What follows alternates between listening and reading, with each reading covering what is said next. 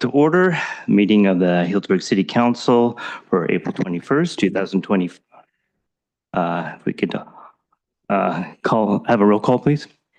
Councilmember Edwards. Here. Councilmember Hagley. Here. Councilmember Kelly. Here. Vice Mayor Herod. Here, and let the record show that Mayor Mitchell is not here. She's ill, and we wish her the best and a quick recovery.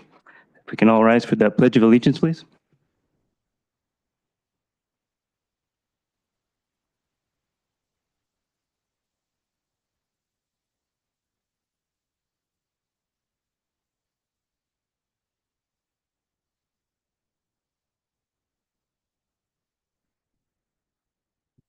Motion to approve the agenda. So moved. Second. All in favor? Aye. Any opposed? The agenda is approved. And report on closed session. We did have a closed session and no action was taken. Okay, our first item here is a proclamation recognizing Utilities Director Terry Crowley. City Manager? Okay, you want to read it first? Okay. Sure. This is a proclamation of the City Council of the City of Healdsburg honoring Utility Director Terry Crowley for 14 years of dedicated service to the City of Healdsburg. Don't tear up yet. It's very moving.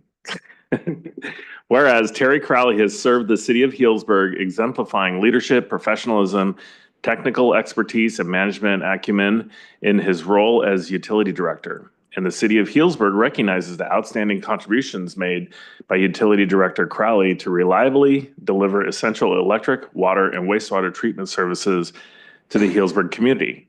And Terry Crowley has played an instrumental role in several key initiatives, including the installation of the city's floating solar array at the water reclamation facility, which was the largest in the nation for a time. We're really proud of that. To provide locally produced renewable electricity to Healdsburg. And Terry Crowley led the implementation of the city's recycled water program that not only provides a means of compliance for the summer seasonal discharge prohibition, but also helps the city reduce demands on potable water resources. Terry Crowley strategically positioned the city's water rights to maintain water supplies as plentiful as possible in light of the uncertainties of climate change and upstream diversions. And Terry Crowley served as an outstanding advocate for the city and its residents with electricity purveyors and regulatory agencies of all sorts, ensuring that Healdsburg met its compliance obligations for electricity, water, and wastewater, for which the regulations and requirements are continuously changing and increasingly vigorous. And Terry Crowley has overseen the water, wastewater, and electric utilities through fires, floods, citywide evacuations, and pandemics, while maintaining the highest level of service available with each situation.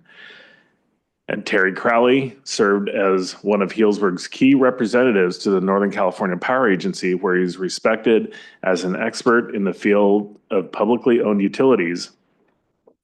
And Terry Crowley approached every issue and challenge with sincere interest, reasonableness, fairness, and desire to come to the best solution possible for the community. And Terry Crowley worked tirelessly and provided continuous support and leadership to his team every day, recognizing their contributions. Terry Crowley led the charge on turkey preparations for the staff holiday luncheons for many years and introduced the term spatchcocking to the formerly uninitiated. And Terry Crowley offered a wry and quick wit in most situations, embracing a work with approach over an imposed upon approach, much to the appreciation of all who encountered him. And as Terry Crowley begins his next chapter with the city of Palo Alto, we know that through his hard work and dedication, he laid the groundwork for the city of Healdsburg Utilities to continue successfully. Now, therefore, be it proclaimed that the City Council of the City of Healdsburg hereby honors and expresses its deepest gratitude to Terry Crowley for his dedicated service to the City of Healdsburg. We extend our heartfelt thanks for his commitment to the Healdsburg community and wish him continued success in all future endeavors.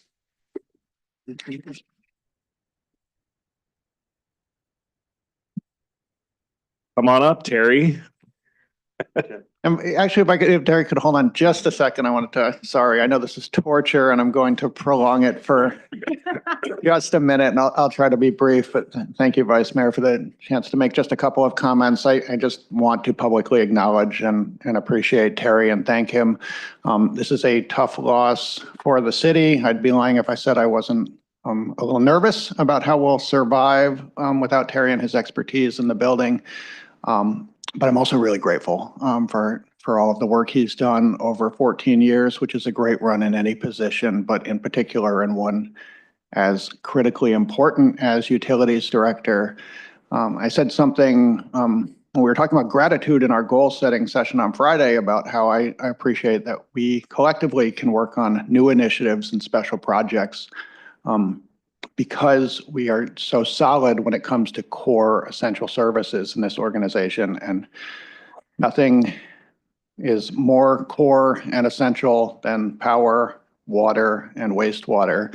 These are things that we all, as residents, take for granted every single day because they're so rock solid, so few and far between were disruptions. And that's obviously a credit to Terry. It's a credit to the whole team, many of whom are here today. We just didn't really have to worry about some of those things that much. And that's because there was really incredible work being done. And on top of that, this was not just kind of keeping the lights on and keeping the water running. Terry, as you heard in that proclamation, is somebody who also had a mind toward creativity and vision and forward thinking and dealing with changing times. So we didn't just keep the lights on and we didn't just keep the water running, but Terry helped us with some really innovative projects that have positioned us to be on the cusp of where we need to be as we like to be in Healdsburg, kind of better than everybody else and a couple of steps ahead. And that goes for our water policy, that goes for how we dealt with droughts, that goes for our energy policy. And it's really been a point of pride for this organization and this council, I know, to be able to celebrate a lot of these projects, some of which we'll still be celebrating even after Terry's moved on to his next adventure, because of the work he does. And I know he'll probably turn that and give credit to his team as he always does. And I know they also deserve credit, but so does he. And we've really benefited from that. As I think about what's next, I'm understanding even better something I've known pretty well for a while now, which is that Terry's been really unique in terms of overseeing those different functions. He came here as an electric expert and remains an electric expert, but somehow became an expert in became an expert in water policy and water management over time as well, to the point where he's, it's seamless how he handles these very, very different, very technical, very challenging subject areas, and allows us to be, at the cusp of where we need to be and have a real point of pride for the organization. So on behalf of our staff, I just want to say to Terry, thank you. We appreciate the work you've done. The city is much, much better off for the work you've done. So we will miss you, but we're grateful for 14 really incredible years of service. And with that, I'm happy to let Terry come on up if he'd like to say anything.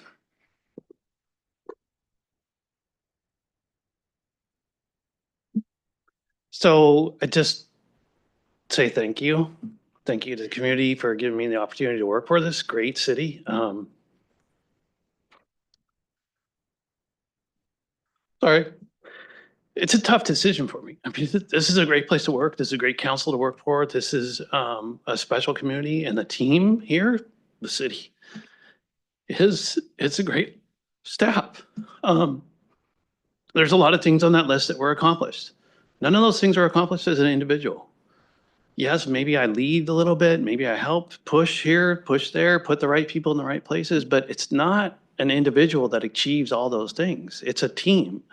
And that's the thing that's really special about Healdsburg is all the staff here. I mean, it's a really good place to work.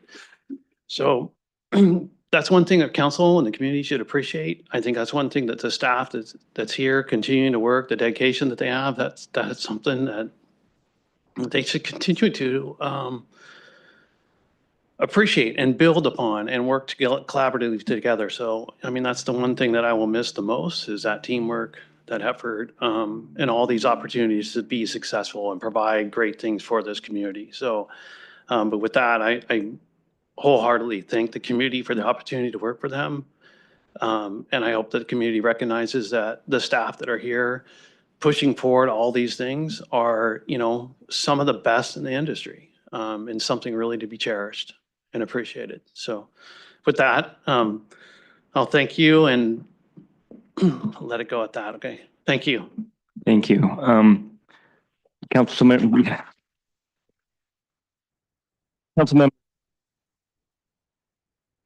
Director, excuse me. Working alongside you and seeing your level of professionalism and dedication to our community has been so inspiring and truly remarkable. Even prior to serving on the city council, during COVID, when we were in communication, when I was working in partnership with the Latino community, your concern and assurances around when people were struggling to pay their bills, working to try to navigate support for our low-income residents at a time of great fear and concern about people's economic situations. When we were looking at navigating around rebates or incentives to help people transition to more conservation practices or climate-friendly home solutions, your interest in reaching out and actually sitting down and listening to our Latino community was so remarkable. And I could tell that it wasn't just a box that you were trying to check to do outreach, but that you genuinely cared about the decisions we were making at City Hall, or the decisions you were making at City Hall, to ensure that it was going to be impactful in a positive way for all of our residents. And I saw time and again your desire to ensure that our city was a welcoming place for everyone to be able to access those services. And we have had so many challenges that your department has faced since joining council, and what has happened between fires, floods, pandemics, and beyond, and more fires, that really watching you not waste an opportunity to leverage an emergency to help us go out and get the resources to be more resilient should this fear be realized again, should we have another fire, should we have another flood, and seeing how you took the level of conservation and the work we've done around lack of water and the challenge around the urban water management plan, usually a plan that kind of flies under the radar, but not in this town, and how you leverage that to ensure that not only were we going to have the best plan, but that we could also go out and get funds and adopt these projects for water resiliency and take a leadership role within the region. It really has been wonderful to get to see you look at that landscape and take these proactive actions to ensure that our city is going to be so much better off should those challenges come before us again. And I'm truly grateful for your leadership, and we will miss you incredibly. And please do not be a stranger, and we hope you come back to visit. Thanks. Well, I knew this day was coming eventually. But to kind of add to some of the things in there, I think, well, first of all, thank you for everything that you did with the city, and also for helping me, and even going back to, I remember driving up with Joe Neokas, because he was the alternate for the NCPA commissioner for Healdsburg. We're driving up to Sacramento, and just the questions and the brainstorming and kind of helping us understand the nuances between the investor-owned utilities and publicly owned utilities. And a lot of the knowledge that you shared helps me when I'm out, when I'm back in DC advocating. But I think, I'm really happy for you that, you're getting to do, like, you're looking forward to doing what your new position at Palo Alto, where it's more electricity focused. And I'm sad for us, but I am happy that you are still within the NCPA family, because I can't emphasize it enough, the level of expertise that the entire NCPA organization relies on Terry for when it comes to, when we're back in DC or moderating panels with some industry experts. He is the guy that they go to.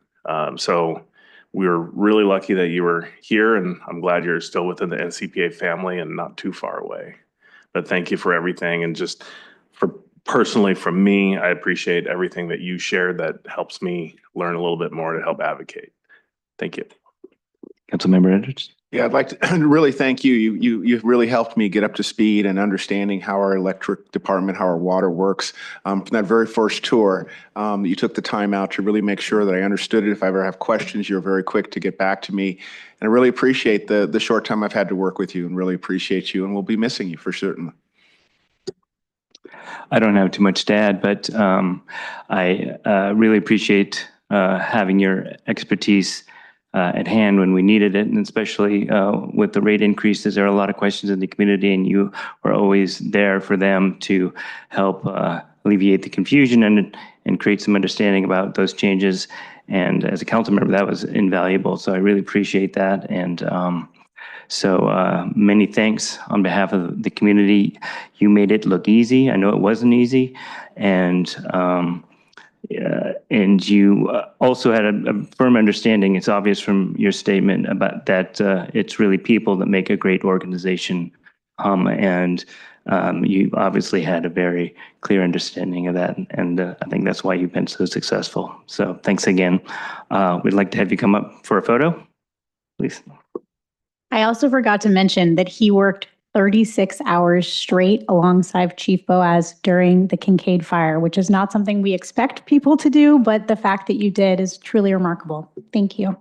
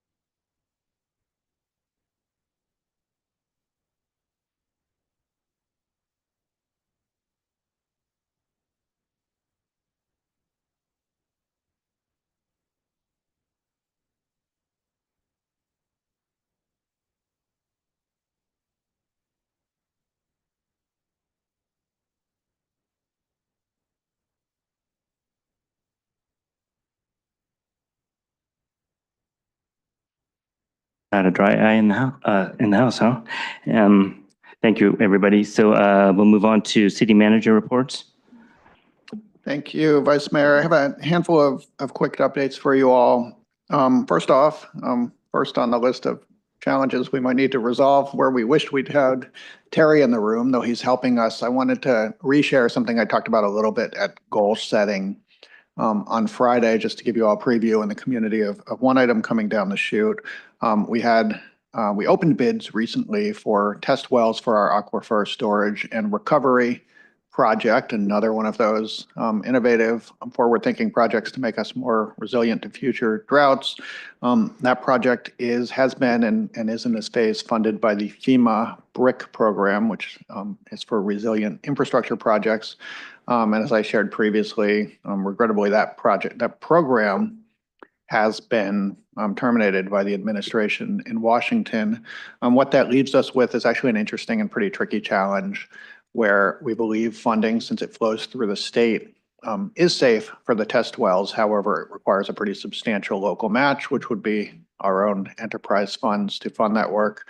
And where we thought we had a good line toward funding for, after we get through the test wells, the full implementation of that program, that's highly suspect at this point. Simply put, we don't have a funding source identified with that program gone.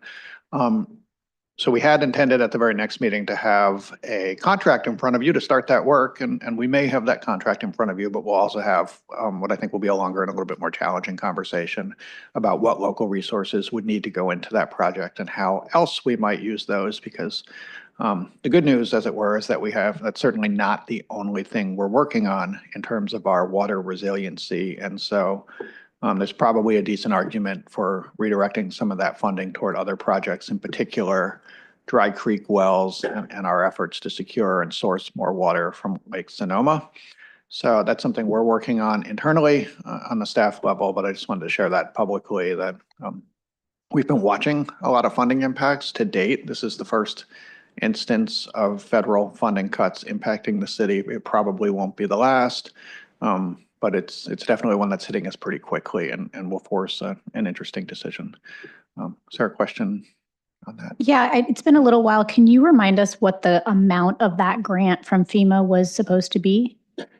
Yeah, it's a little, Patrick can give me a finger up or down for, it's a little over 1 million though, about 1.1, 1.2 for phase one, correct. And the city match would be about 30% of that for, so another 300 and change, 100,000. And the overall was like 7 million? Is that right? Correct. Okay. So nothing to resolve tonight, but I unfortunately, and the council I know is already familiar with this, but wanted to share one funding challenge we'll have to work through. Mostly better news on a few other updates. We had a discussion on March Avenue design options at the city council a few months ago and committed to doing a community meeting to work through some of those. So we're looking at May 15th. So we'll have more information. I think we just locked that date in, so I wanted to share that, and we'll be getting more information out. I think we're having that at the elementary school. We believe so. We will have all of the relevant information out soon, but that is an opportunity. And of course, we'll have flyers and mailers out to residents in that area, but there may be, it's a big arterial and lots of people may have interest. So we'll try to spread the word. But that will be an opportunity for neighbors to come and get a look at that project. I know, again, this week there was some chatter out there and people are anxious to see that paving work commence. So I promise we are making good progress toward making that happen this year. A couple other things going on tomorrow. Planning Commission, just want to share, is doing a major design review for renovations at the Boys and Girls Club. If people haven't been watching, a very, very exciting project for a building that I think has been overdue for that work. So a huge credit to the club for a massive fundraising effort, and they'll have to get through a little bit of process with the Planning Commission, but I can say is I'm excited to see that move forward and a great asset for our community. So people interested in the project, that's a good time to come out and learn a little bit more. 2 updates on fire fuels mitigation as we move into the summer. Almost, I think 3 years ago, we received, as the council knows, a large grant, actually 2 grants through the Coastal Conservancy for fuels mitigation work, largely on the Healdsburg Ridge and Fitch Mountain. We reached the end of that grant period this month. We actually wrapped up work on that grant just last week. So a real milestone. It was just a ton. We'll have Fire Marshal and Division Chief McDonald up here for a different item, but if you have detailed questions, you'll have the right guy in the room. And obviously you heard some of this in the fire department's annual update at the last meeting, but it is worth noting we have a tendency to move on to the next thing. I actually know the fuels crews are up there. Even though we finished the work, I see them every morning driving up the hill because there's another PG&E grant that's leading to some other work. So it's not like the work will stop in those areas, but it is worth acknowledging that that was pretty close to $1 million worth of fuels mitigation, tons of different little projects up there. So I want to acknowledge that we hit the end of that project successfully. 2 other things. We're beginning weed abatement. You'll hear this is our annual inspections and weed abatement process. So people will probably start hearing from the city as we keep an eye on different areas where overgrown weeds might start moving into becoming a fire threat. So this is just a friendly reminder to people as we begin that process too. And we remind ourselves, since we maintain a lot of open space out there and have to catch up on that too, but it is about that time where things are getting tall and things are drying out. So we'll be beginning our inspection and weed abatement process and encourage people to stay on top of that. And one very last update, another nice one, which is that we just, to share what I think the council's heard, but maybe not the community, is that we as a city participate in the Marin Sonoma Leadership Academy. This is a informal coalition of all of the cities and some special districts in both counties. And every year we send some of our talented employees to this academy where they can work with other up-and-comers in public service and work on really specifically not technical skills, but leadership skills as we support them in moving up through our organizations and growing and thriving here And this was the second year of the academy and our second year participating. So the graduation just happened recently. So I was happy to be there with some of our other management staff to celebrate. Senior planner Ellen McDowell and Sergeant Kristen Dean from the police department were our two participants this year. So they went through a day a month over, I think, about 9 months. They worked on special team projects. They were assigned to coaches and had a mentor relationship. So a pretty rigorous project and a pretty substantial investment of their time. But they made it through the graduation last year. So I just wanted to share a little happy news, or sorry, last week was the graduation. So a little good news from staff development from our team. I think that's what I've got. So I'm happy to take any questions. Any questions? No? Okay, we have an obligation to begin our public hearing on the redistricting process at 6:30. And thank you, City Manager, for bringing us right up to the line. So we are going to move ahead and to that item, and we'll circle back to public comment and consent calendar afterwards. Is that correct, City Attorney? Yeah, okay. Okay. Okay, so excuse me, let me go ahead and do that then. So City Manager, you want to kick this off? Sure, I'll take this one, and mercifully, this is going to be, for what's been a long process on district elections, a short presentation. I'll note that Paul Mitchell from Redistricting Partners, our demographer, is available should we get back into the mapping or technical side of this process. But if that's not necessary, I'll walk you through just a quick process presentation on where we are and what's before you tonight. Next slide, please. So you have four recommended actions, I'm sorry, and the order here is important. This will all seem familiar to you from the last meeting. This is the sixth now public hearing in the lengthy process of moving toward district elections. So opening up that public hearing will come after this presentation. After that public hearing and council deliberations, the order of operations would be to select the final map for a proposed ordinance based on the direction we received at the last meeting. You have an ordinance before you with draft map D. Once that is completed, we will ask you to select 2 district seats to be up for election in 2026, and the others would be up in 28. So what that is the sequencing of election of the districts. And so should you move through step 2 on this list, we will have a very brief presentation on what we're proposing for sequencing. And then lastly, if we get through both of those steps, we'll ask the council to introduce the ordinance that would effectuate and amend the municipal code to make both of those things happen. Next slide, please. This is a quick timeline of where we've been. I'm not going to walk you through it all. I suspect all of you could give this presentation at this point. Suffice it to say, this has been a long and really involved journey.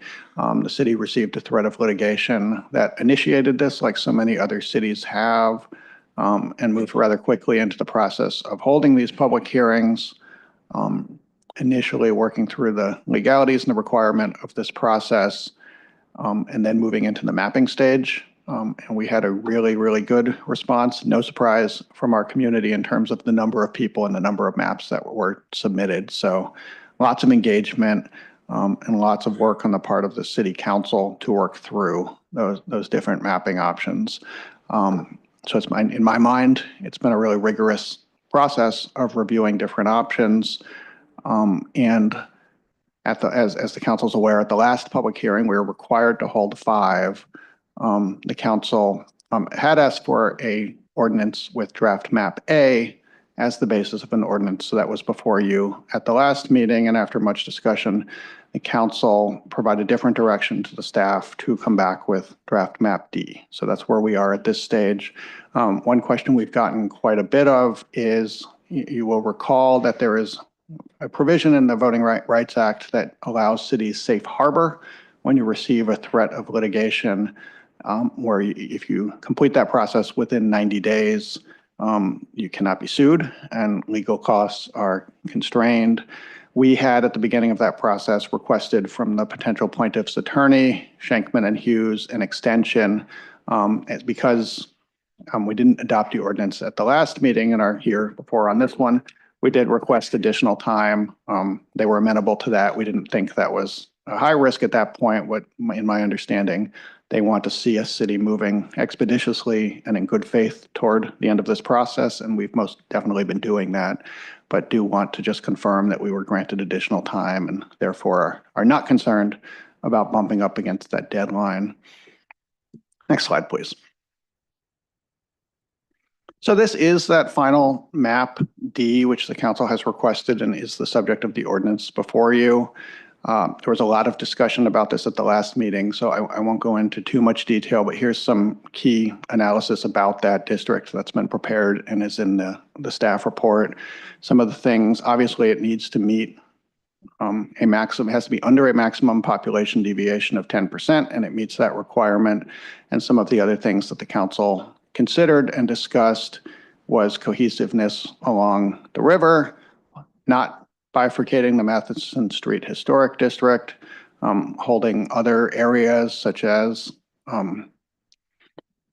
Pitch Mountain Villas, March Avenue, certain neighborhoods together, and establishing a district that has a majority in terms of total population of Latino voters, not in voting age population, but of total population.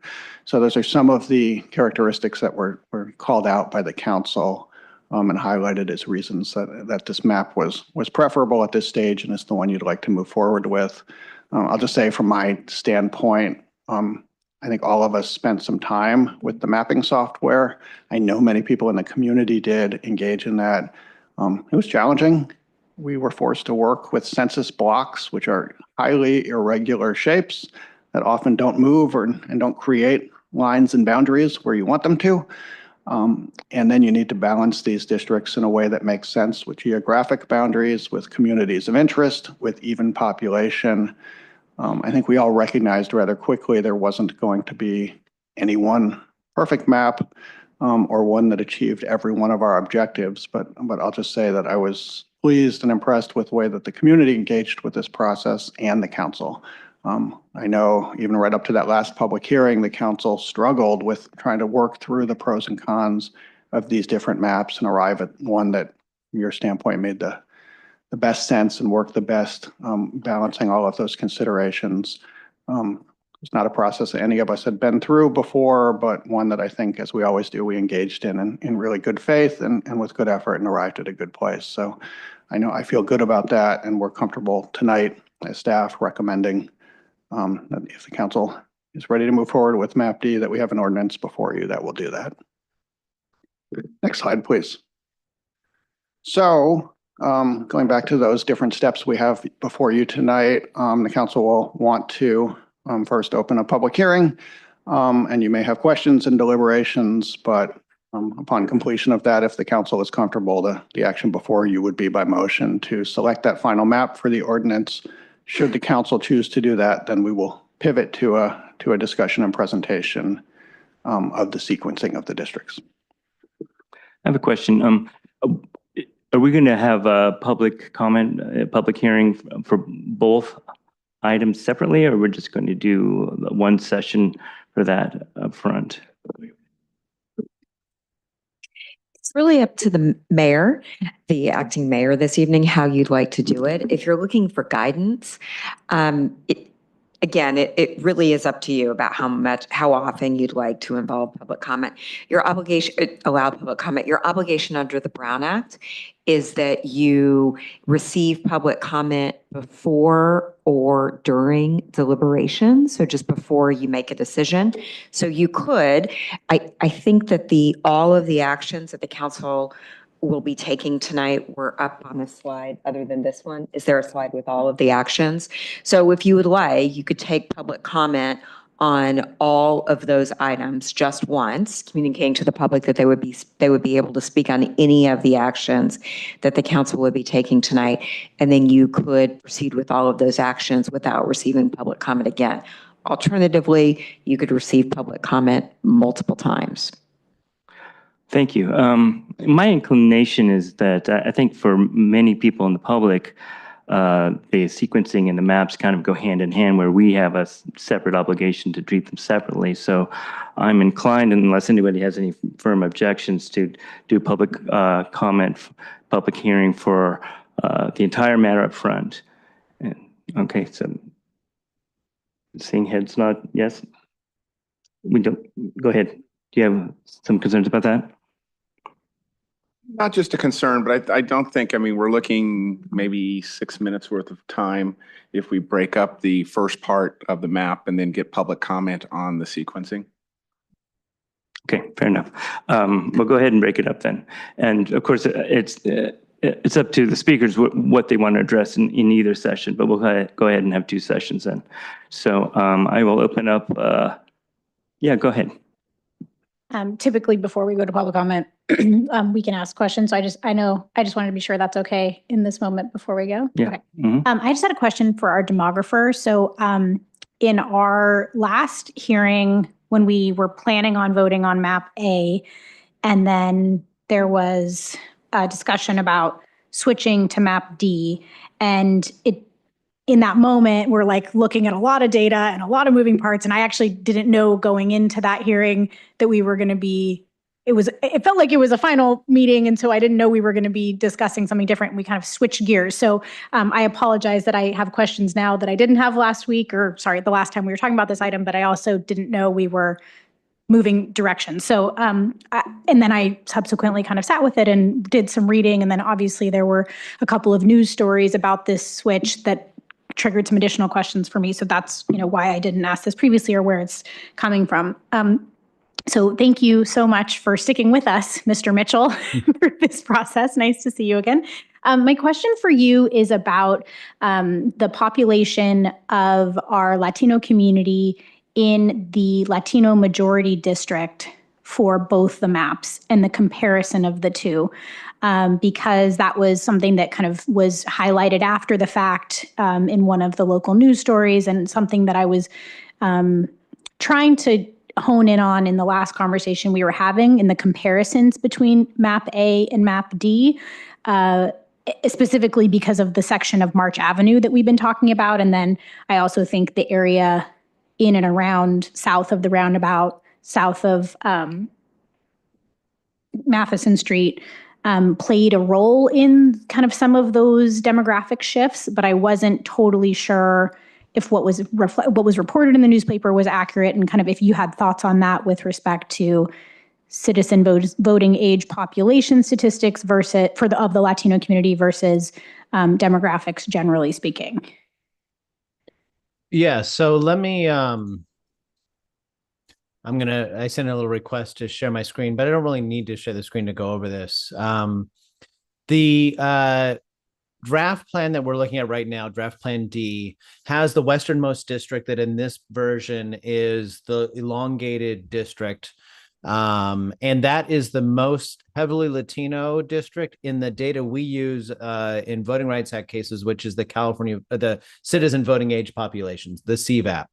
So the CVAP Latino in that map, if you look in the PowerPoint presentation that you have, has 29.6% Latino CVAP in that district. Now, in draft plan A, with that, instead of having the elongated Western district, you have the district that is long on the west side, and then it comes in that March Avenue area. And by capturing a second dense Latino population, it allows that district to be 36% Latino citizen voting age population. Now, what that means is that the draft plan you were considering at the last meeting was effectively maybe 20% more Latino, from 30 to 36% in a kind of general rough number. Now, the question is, can that district be considered an influence district where Latinos will have a greater opportunity to affect the outcome of an election, which is the language in the California Voting Rights Act that really is kind of the goal of this process in some ways, is to create a remedy for an at-large system that the law says does not provide an opportunity for the Latino community to elect a candidate of choice. The district's creation allows, wow, well, now we have a 30% Latino district. This will allow them to have the ability to influence the outcome of an election. I couldn't, if I was, testifying in a courtroom, could not say that a 30% Latino CVAP is going to be, in a functionally not just as good as a 36% Latino CVAP district. These are numbers that are, significant populations, whether it's 30 or 36. And I couldn't, as the demographer, say how much better 36 is than 30. There is an issue if we were ever to get to 50, because in the law, 50.01 is better than 49.99. There's just an idea of a majority minority district where there's a clear line, and you say if you go on one side or the other, you're either a majority minority district or not. There's not the same thing with an influence district. I can't come here armed with data to say the magic number is 32 and we need to have one that's over 32 and we shouldn't have one that's less than 32. We just don't have that. So we had good conversations in our hearings about this issue of, do we want the slightly more majority, like the slightly more Latino district in a shape that we don't like as much because it might connect communities that aren't necessarily the same community of interest? Or do we want to prefer the higher Latino CVAP in a district that we might not like in one version, we don't like the way the district's constructed as much. The other one, we like the way the district's constructed more, and we think it's more representative of communities of interest, but it is a slightly lower Latino citizen voting age population. I hope that that's clear. Thanks. It's helpful. I mean, it's obviously, this is like a very complicated, nuanced issue. With respect to this term, like an influence district, understanding that it's not a majority in what you were just talking about. We're not talking about the difference between 49% and 51%. I'm looking at the other aspect of the dialogue that we were having as a council in the last meeting in talking about outsized influence of like quote unquote downtown business interest, right? Because we were talking about how do we ensure that there isn't just one council member representing downtown for either recusal challenges if they happen to like live and own a business downtown and then they can't vote on anything downtown, or I think Councilmember Edwards was concerned about business interests lining the pockets of future council members and ensuring that they're not swaying, who's getting in those seats based on being able to spend money and help dictate the outcome of elections, something along those lines. And so I'm looking at now that same district, that long, skinny district number 1 on the map that we're talking about tonight, in map D, and that district now has less Latino population based on what you just shared with us, less citizen voting age population, and it has all of downtown and the plaza in it. And so we had a different map A, that had 3 council member seats touching part of downtown and kind of distributing some of that quote unquote downtown power to different council members. And now the plaza and the majority of downtown is in this same Latino majority district. And I hadn't contemplated those two things overlapping in terms of influence as an influence district.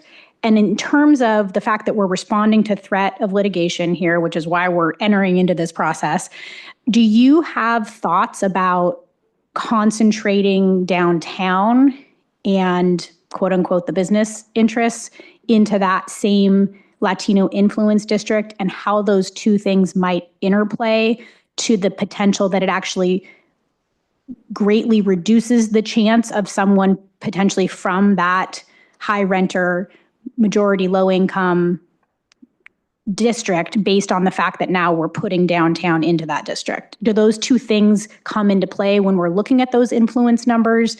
And if so, are we opening up ourselves to having this map not actually meet muster with respect to the the whole point of this process and trying to avoid litigation over our at-large system.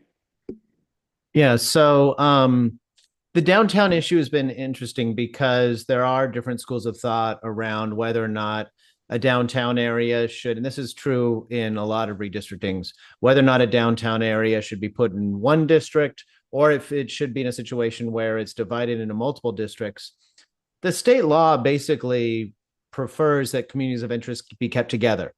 So if we're in a situation where we're talking about the downtown area not being in the same district, it should be because we're seeking to keep other communities of interest together, not because we're seeking to divide a community of interest called downtown. Now, the second part of it is I don't believe we've had any specific testimony that has said we as the Latino community or me as a representative of this district on the west side feel as though the interest of a downtown community would override or have, be competing against the Latino community in terms of, candidates of choice, or meaning that our district would be less influential in the Latino community be less influential in the district.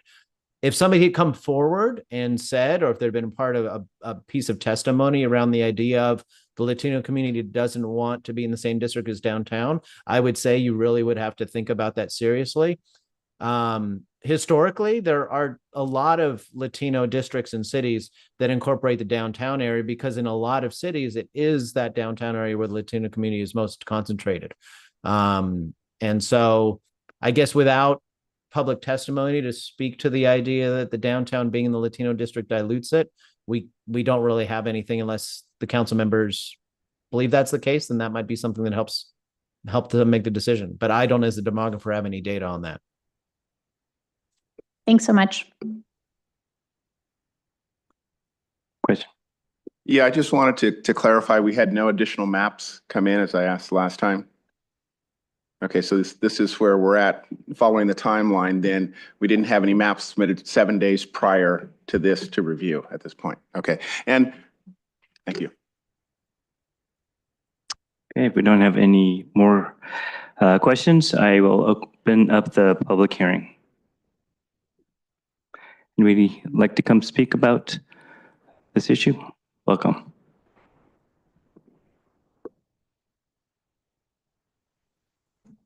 Hello there, Dan Pizza.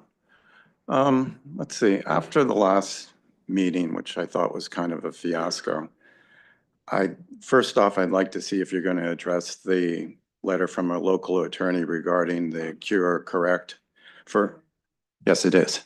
Are you going to address the cure and correct letter you received from a local attorney regarding alleged Brown Act violations with the actions of the council on the last meeting regarding districting? And as far as my time talking about districting, I thought it was a fiasco last week also. Out of the blue, we got this new map D, which hadn't been discussed at all except for when Chris Harrod brought it to the attention of the council while they were talking about map A. And nothing was disclosed by Chris. It seems like in map A, he would share the district with Ron Edwards. And when his term expires in 26 and Ron continues to 28, he would be forced out of office. So I thought it would have been appropriate for Chris to disclose that when he brought this map to the council's attention. And nobody's talked about map D except for Chris and Evelyn when she brought it out of the blue at the last meeting. So I thought that they failed to disclose material facts. The fact that Chris would get preferential treatment is obviously prohibited by the districting rules, and that wasn't disclosed. So if this goes forward with map D or any other map, I think Evelyn and Chris both need to recuse themselves for any voting. At the beginning of this whole process, there was 90% of the people came up here and said they want at-large mayor elections. And we were told, don't worry about it. You've got 5 representatives here and they all represent all of Healdsburg. And that theory was shot out of the water on the last meeting as Evelyn, acting as mayor, came out and complained about her own personal district for having a bulb out. I mean, that was her main excuse. And then Chris came up and said, MAP-D is much more cohesive. When you look at MAP-D, on the District 1, you start in the Northern District with the mansions off Grove Street and move down to the south end of town, and you have low-income housing, you have moderate housing, you have a trailer park and a homeless shelter. I don't really think there's any cohesiveness there. So the only other alternative is what I said before. You brought it for your own personal interest, and I think you should recuse yourself. Thank you. Thank you. Next, please.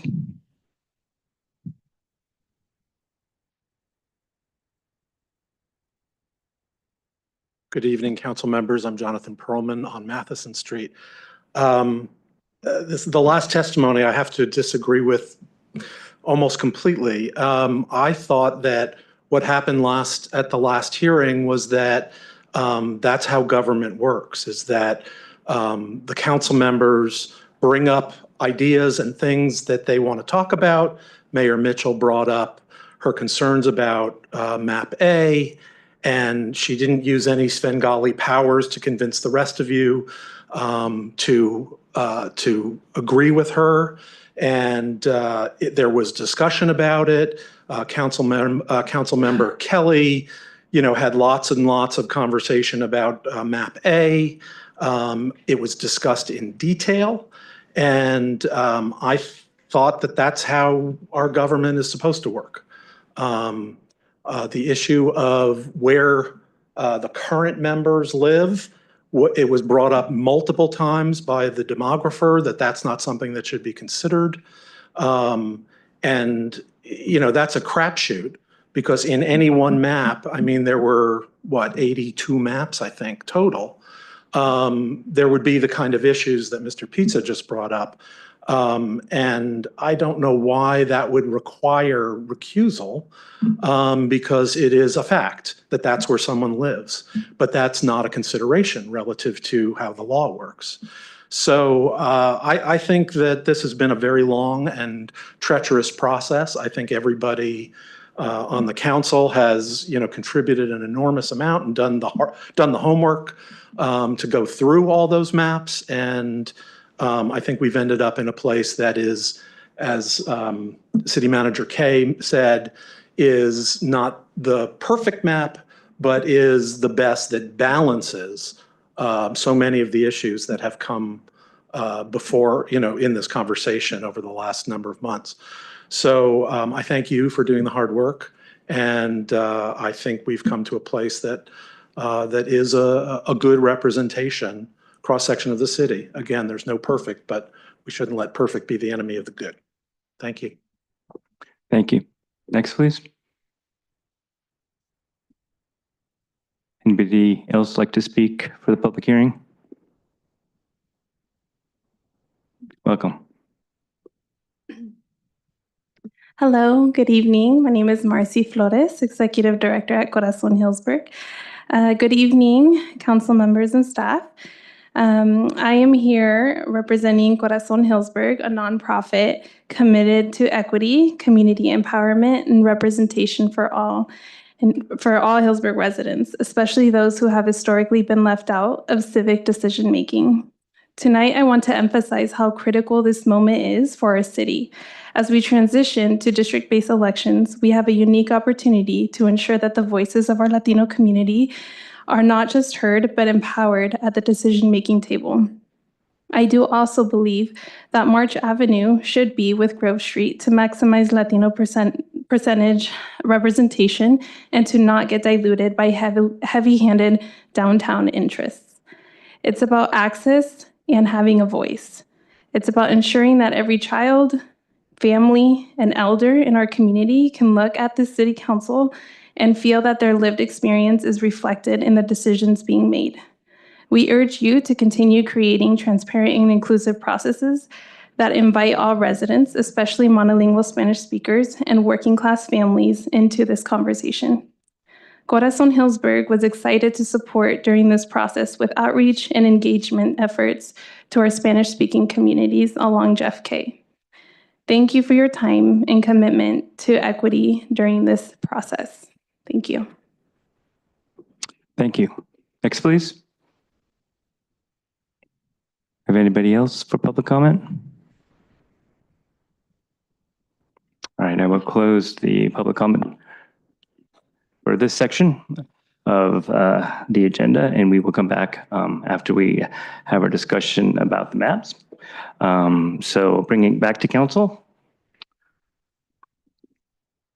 Yeah, I wanted to clarify my position on the downtown. It was not so much that I did not want to give the perception that 3 districts incorporated the downtown and 2 districts for the general public. That was my real concern on that. And so that was a discussion we had last meeting. And we had talked about map D back on 3/17 rather extensively, and I believe the meeting before that. So it's not like it was a new map. It also was resubmitted by a member of the public in that 7-day window, and that's why it was, I think, discussed at the last meeting.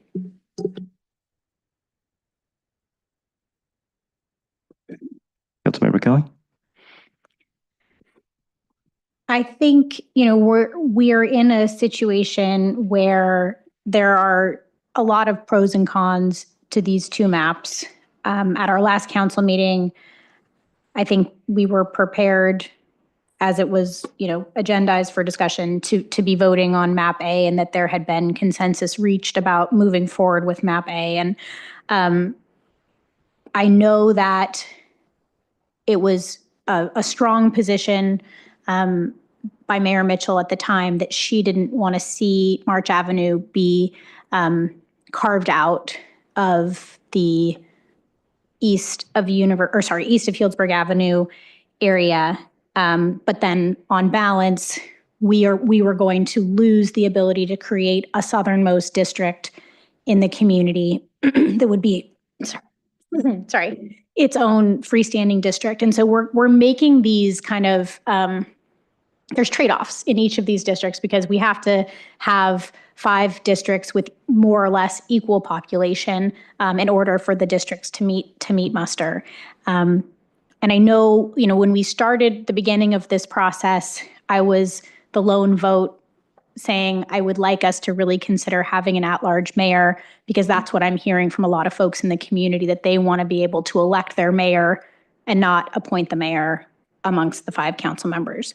I completely understood that wasn't the consensus of the council at that time, and took a position that it was not going to be something that I was going to continue creating division over in this process, and that, that this is a consensus building process, and that we were dozens of great maps, some not so great maps that didn't meet muster in terms of the percentages, but a lot of people had submitted interesting ideas of how do we carve out the city and do this in an equitable way to create a whole new era for how do we elect people in Healdsburg.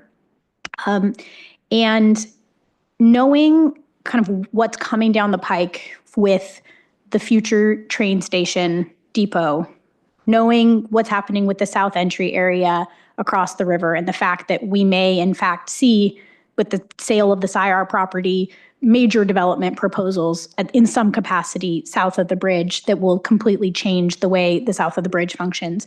And we've had some pretty compelling testimony about people wanting to have a southern district.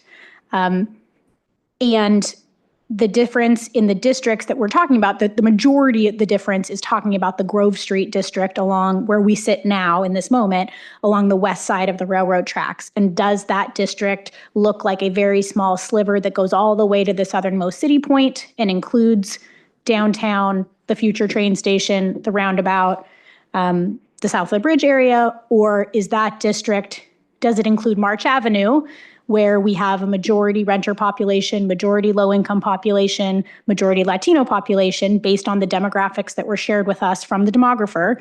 And do we keep that majority renter, majority low-income, majority Latino community together, and at the same time carve out a southern district that will stand on its own as a southern district?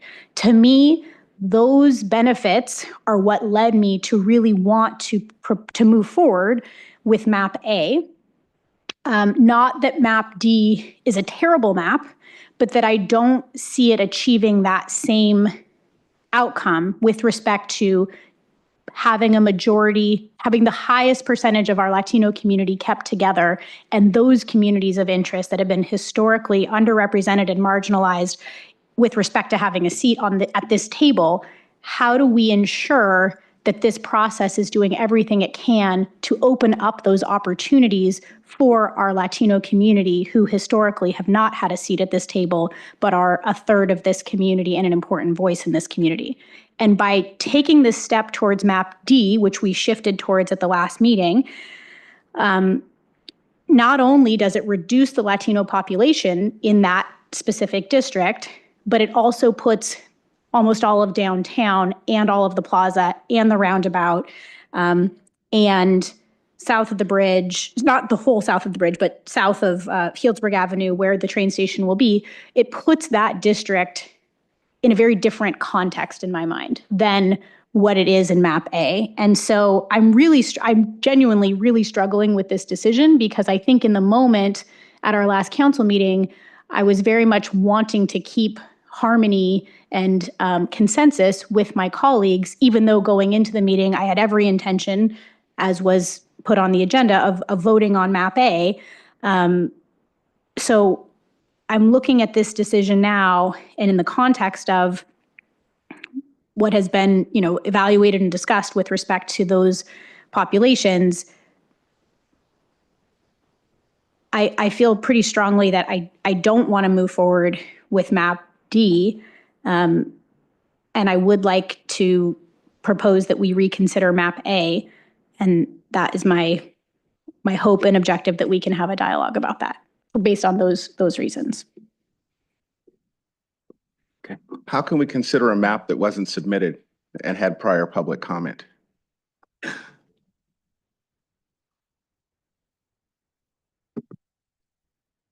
You could consider it. My understanding is, and the demographer, I assume, can confirm this, that both of these maps have been on the website for a while, correct? Both of these longer than maps have 7 been on the days. website. There's the strict reading of the law and kind of the best practices. The best practices would be that if you wanted to switch back to the map that you had considered at the last hearing, is that you would agendize this for a future hearing, have it be a map that's public for 7 days as the map you're considering, and then adopt it at that hearing. You could have at your last hearing brought forward both maps A and D as ones you were both considering, both of those, but you chose not to. You chose to just bring forward the map you have before you today. Now, I would lean to your legal counsel to say, look, we have agendized one. We had a full hearing on it. We're now agendized another. We're having a full hearing on this one. What is the latitude the legal counsel will give you on how you can make a decision tonight? I think they're a better person to kind of give you that advice, but just from a best practices and what we see generally in the CVRA is that last hearing, you want to have, just one map that you're considering and be that be the vote you're having. And if you feel like you're stuck or deadlocked, then you could agendize for a future hearing 2 maps, or we could draw a new map tonight. I mean, it's, then the other thing that Jeff will probably talk about is that you are running up against a deadline. You'd have to speak with potentially with attorneys to get an extension if you needed to hold additional hearings. So what I would recommend, I actually do think that the publication requirements have been met for both maps. That being said, I think this council has been committed to transparency since the beginning of this process.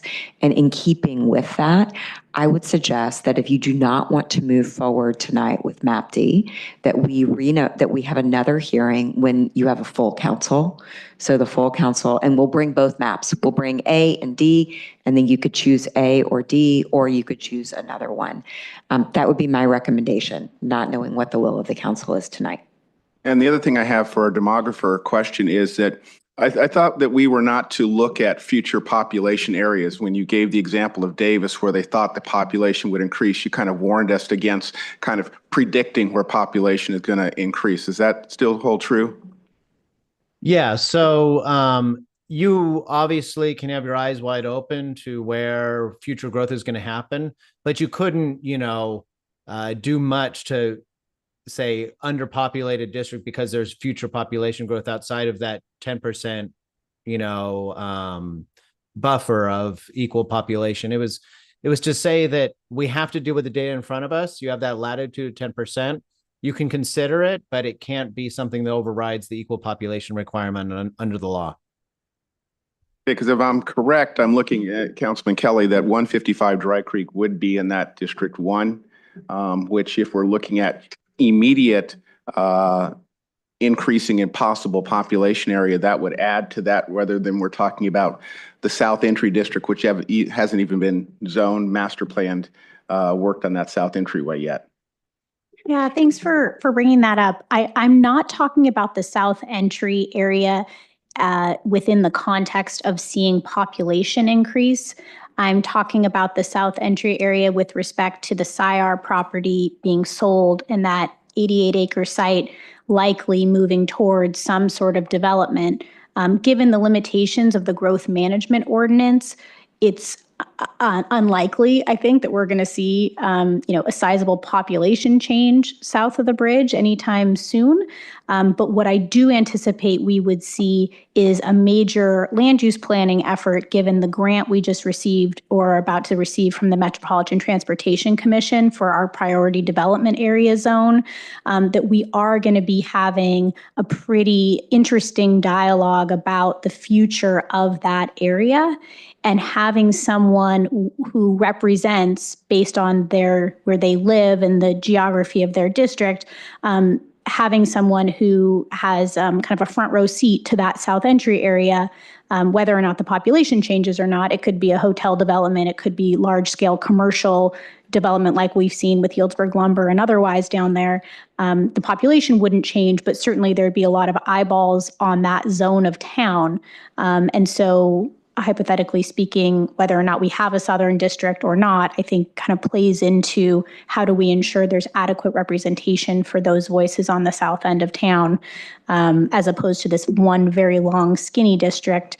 It's kind of an interesting land use dialogue, not with respect to the population change. Just where are we going to see kind of hot button issues popping up in different parts of the city? I think we can imagine over the next decade, before that future council in a decade has the census outcome of the 2030 census, I think the South Entry area and that area next to the bridge is going to be an area of town that sees a lot of interest and attention with future development pressure.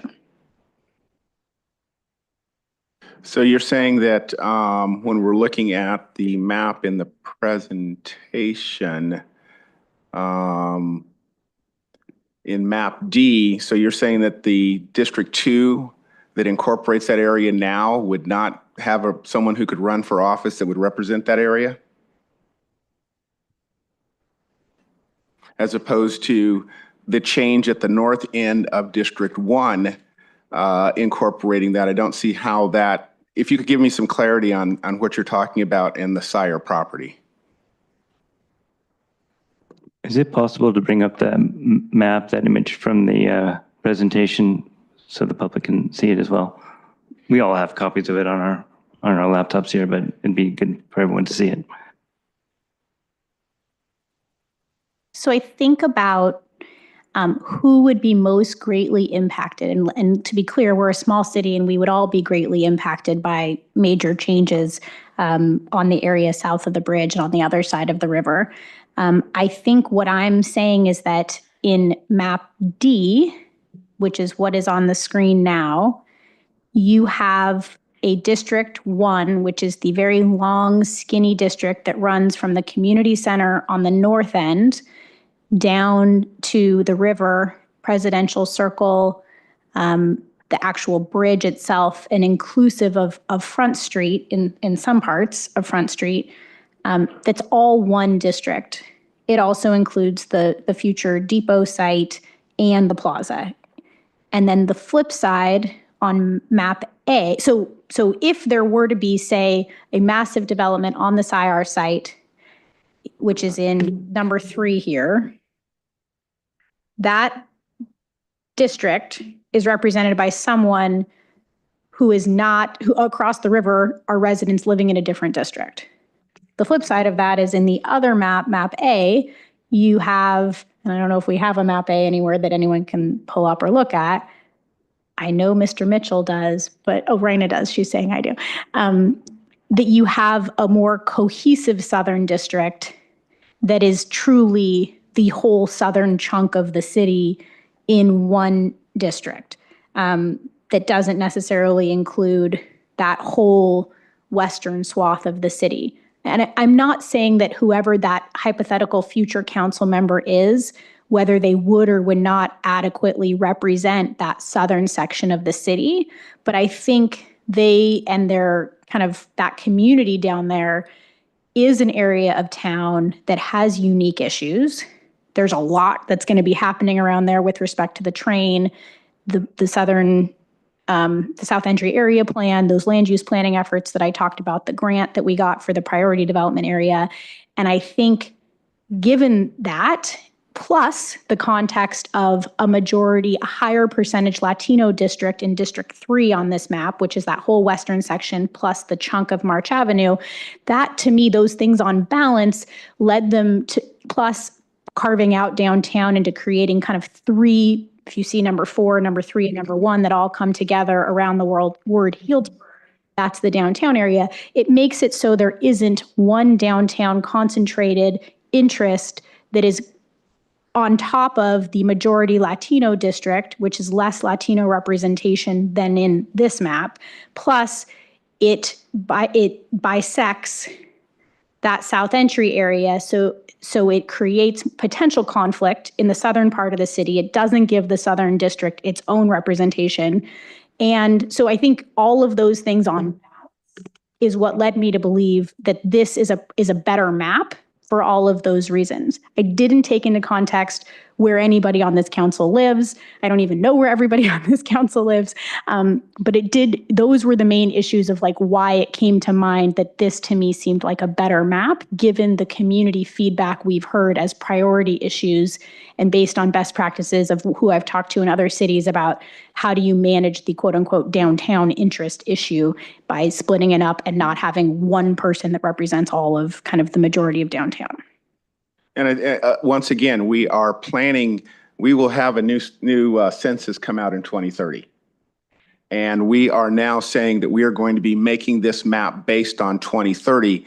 And I think it would be better to go with letting at 2030 when we know where people live in that time to readjust the map. This is not a permanent map. This is what we're voting on for today. This is what we're voting on for the election in 2026 and 2028. And then when the new census comes out, this whole map will be looked at, the demographics will be looked at, that council at that time will go through this whole process at that time. So if we find that population has shifted, we can make those adjustments. If we find that Sire is coming online, we can make those adjustments. But we are looking at this for where it is today. And I have heard feedback from our community that if we have 3 districts that are in the downtown, we are therefore giving the downtown 3 council seats opposed to 2 council seats for general residents. Councilmember Egley? Well, didn't think we'd this. So a couple of thoughts. I appreciate the thoughtful comments from Councilmember Kelly and Councilmember Edwards. I don't think you've shared your thoughts yet, so I'll wait for your thoughtful comments. Thank you. I've been a big advocate for, I definitely like, I guess they're the same maps on here. Map A, I like the fact that I've always liked that southern area. However, once switched to the other map, I really started diving into that one, and I really like how districts 2 and 4 are kind of stacked versus next to each other on map A. So, kind of looking at those things visually, and I think it kind of ties together. The downtown question is not a big deal to me. It's fine if it's, covered in one district or shared by 2 districts or 3 districts. That's not, I don't think, I disagree with the argument that the downtown would have any more influence. I mean, you're running in a district, but you represent the entire city. And people from other districts are allowed to campaign for people in another district. There's no reason you can't, go knock on doors for a preferred candidate, like people do now. So I guess I come back to, I appreciate the question. It sounded like some of the concerns you were raising was maybe some of the influence gets pulled down to the downtown side and away from in District 1 on map D, this one, where then the Latino representation or the voices kind of get muted a little bit. That was kind of the concern, right? So I'm wondering if Mr. Mitchell can kind of go through the differences in the distribution of the Latino population, just so that I can kind of understand, because I think in map A, District 2, that little bulb out increased the population, but how does like the totality of the 5 districts in A and D, do you have the rundown on the percentages? Can I just say one quick thing? Your map A has District 2 as the March Avenue Grove Street district, David, but his is District 3 for the Grove Street and March Avenue. The numbers shifted. Okay. So just, you're talking about the same district, the Grove Street. Yeah. We can call it the Western District if you'd like. Yeah, I'm using the one from the URL on the city's redistricting website. Yeah, and the colors are different too. So we really just need We'll just call it the Western District. geography. Yeah. So first off, I think we've talked about at length the fact that when draft map A was created, that it was among all the draft map A, B, and C that we initially created, the one that a highest percentage Latino in this Western district. And there's actually an interesting fact as to why this district is most Latino. But part of it is that this Latino area here with the March Avenue, but when we look at the data here, it's 36% Latino in that district. That's the westernmost district. If we look, the Latino citizen voting age population is 513 people. That's an estimate. And it is estimated that we have 1,400 adults that are citizens in that district. So 36% of 1,400 adults is that 513. We also can see that the district overall, its overall Latino population from the 2020 census, which is a different data set, different methodology, is 62.4%. So I think in the reporting in the newspaper, they highlighted that number as if, oh, look, it's majority of Latino. But when we talk about majority Latino, we talk about it in the citizen voting age population. Now, with those numbers in mind, just roughly, let's look at draft map D here. We have this westernmost district now that goes all the way down. It, like I said earlier, is 29.6% Latino. 511 Latino citizens of voting age population, where the other one was only 513. Roughly about the same size of raw total number of citizen voting age population, but look at the total CVAP. This district has over 1,700 population, where the other district was more around 1,400 population. So the difference in one way is that both of these districts have about the same amount of Latinos in them. The question is that the larger the district is, you're taking in a lot of non-Latinos to get to that full complete district. And by having more people in this district, but not having more Latinos, the share of Latino population is slightly reduced. Again, these are estimates. But when we look also at the Latino citizen voting age, or the Latino total population, the 56%, that's compared to the, 62% in the other draft plan. So there are significant differences in the Latino overall population. And then there are significant differences in the Latino percentage population here. But really, this does come down to if both districts you believe are equally influenced districts, is the nature of this district and the way it's constructed something that is worth the difference in that Latino population number? Or would you prefer to stick with something like this that is a larger district, and as a result of being a larger district, the Latino population isn't a bigger share of it? And, now we have heard testimony about whether or not this downtown area being in that district has a dilutionary effect or not. And that's the fundamental issue with this Western district. The rest of the districts, you have a clear Northern district, and I don't think we've had a lot of debate about, except for around the most southern portion of this Northern district, about the construction of that district.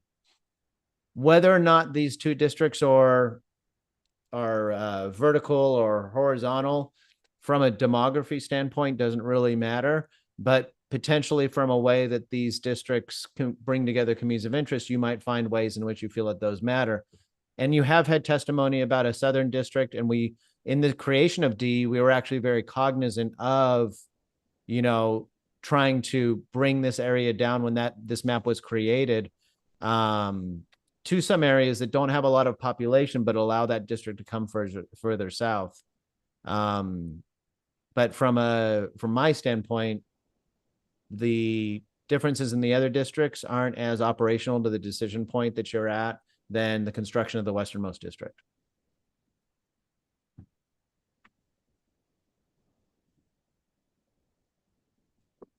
All right, thank you. Well, obviously an exercise in good and bad on both sides, and very difficult to suss out the differences between these two maps. And it's no wonder really that we've needed to give each one a lot of attention. I think we have. I think, Map D got a full hearing at one point, Map A got a full hearing at one point, and we ended with Map D, and I thought the rationale for that was strong and imperfect, and would have been imperfect the other way. I still feel that Map D is the one that best reflects the community, the neighborhood makeups in this community and in this town.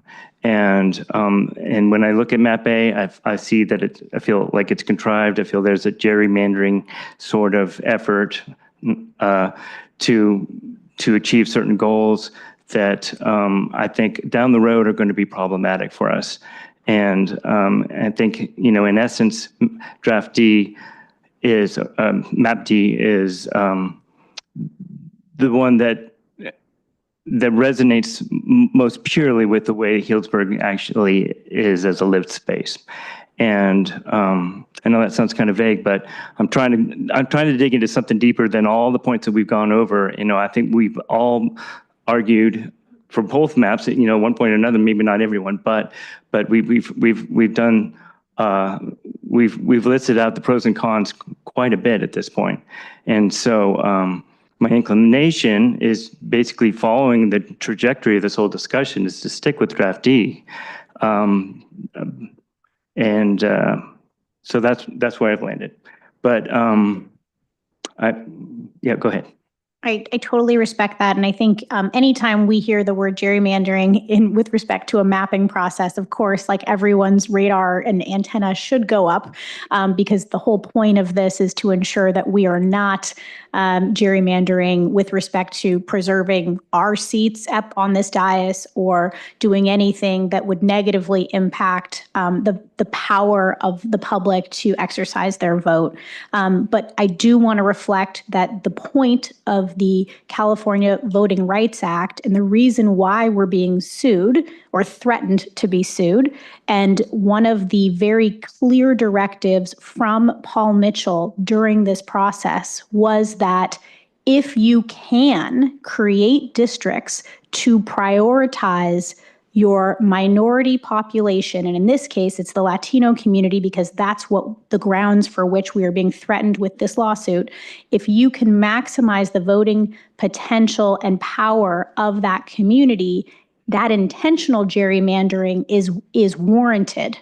in this process. And please, Mr. Mitchell, correct me if I'm completely misstating what you told us about quote unquote gerrymandering, which wasn't the words you used. We wouldn't call it intentional gerrymandering. It's just having intentionality with the way that you're drawing districts to make sure you're maximizing the voting power of different communities of interest.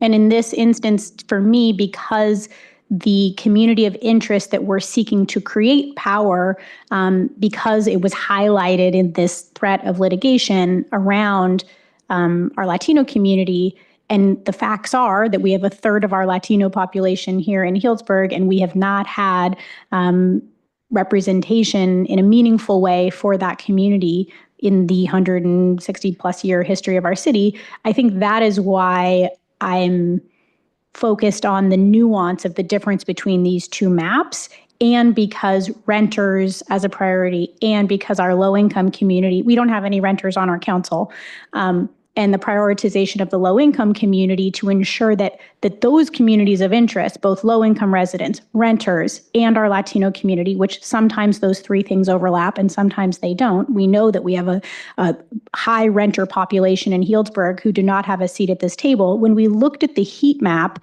of where do the majority of renters live and how do those communities of interest come together, when we looked at what is the low-income census tract and where do those communities come together, and then we look at the majority of our Latino residents and how do those interests come together, to me, the map A was the map that prioritized keeping those communities of interest whole. And so that is why I was fighting for map A, because those were issues that I felt like, in terms of the power imbalance in representation for this city, those populations deserved to have a seat at the table. And the best way to do that was preserving their voting power in a voting block to maximize it in a future district. I share those values 100%, and I think I've said many things on this dais that support that view. And if the differences between the Western District and Map A and Map D were greater, I might be more concerned about that. But I feel like we're splitting hairs here, and it is true that Map A delivers slightly higher numbers for a Latino strong district on the west side, but Map D is also very strong in this department, and so given the other concerns, I totally respect that you're bringing this up. I think it's super important. I think it's central to why we're doing this at all, and I appreciate that. And that's been the main thing I lean on when I explain the whole districting process to constituents. But I think that if we were to move forward with D, that it would be a move forward that we could all be proud of. Councilmember Everett. I think the original thing was we were talking about protected classes getting elected. And when we're talking about protected classes getting elected, we have a council member sitting on this dais that represents 0.0% of the population of the city. So we are working for protected classes. Going with districts in itself will allow more people to run. It'll make it easier for people to run, and it'll make it less expensive for people to run. So if we were to go back about protected classes, I don't believe this whole reason is necessary. But we are being sued for protected classes. And it didn't say just one protected classes, it was the category of protected classes. So I think we can look at all protected classes, and either way, from historical point of view, we can see that either map would work. And I still feel that map D represents that the best. Okay, thank you. I'd like to go to City Attorney and just to check in once again, based on some of this conversation, and see what your thoughts are. Anything came up in public comment that you want to talk about?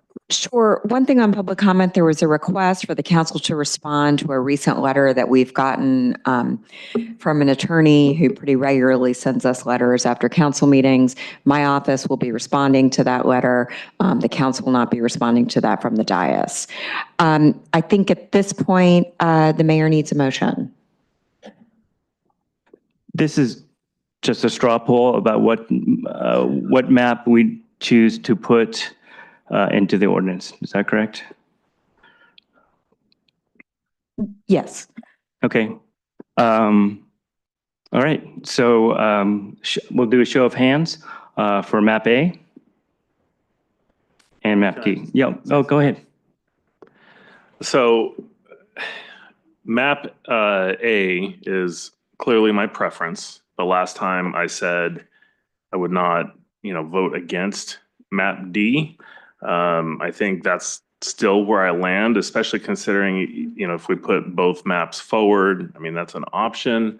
But we had a council member, Mayor Mitchell, that was pretty adamant that she would not vote for map A. So I would, if the safe answer, I think, would be to put both forward so that we can, finalize this at the next meeting when we have a full council. But for me personally, I'm okay to proceed with map D, even though I prefer,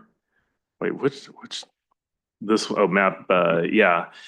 I prefer map A mainly because of the southern area. I keep going back to the SMART train, and I feel like that whole area is a much better district. However, as we struggle with these two maps, I am reminded that we're probably looking at maybe 3 election cycles with this map before the new census comes out, and these lines will shift. And like I said, future councils may have better ideas on how this gets split up. I think when you're looking at we discussed the Latino population, and you're looking at the numbers, was it 511 and 513 between the two? It's pretty close. And so that's kind of where I would be. Do you want to clarify that? I got the pros and cons there, but I mean, if we're doing a straw poll, my preference is map A, but I would support map B. Okay, so we're going to need a motion.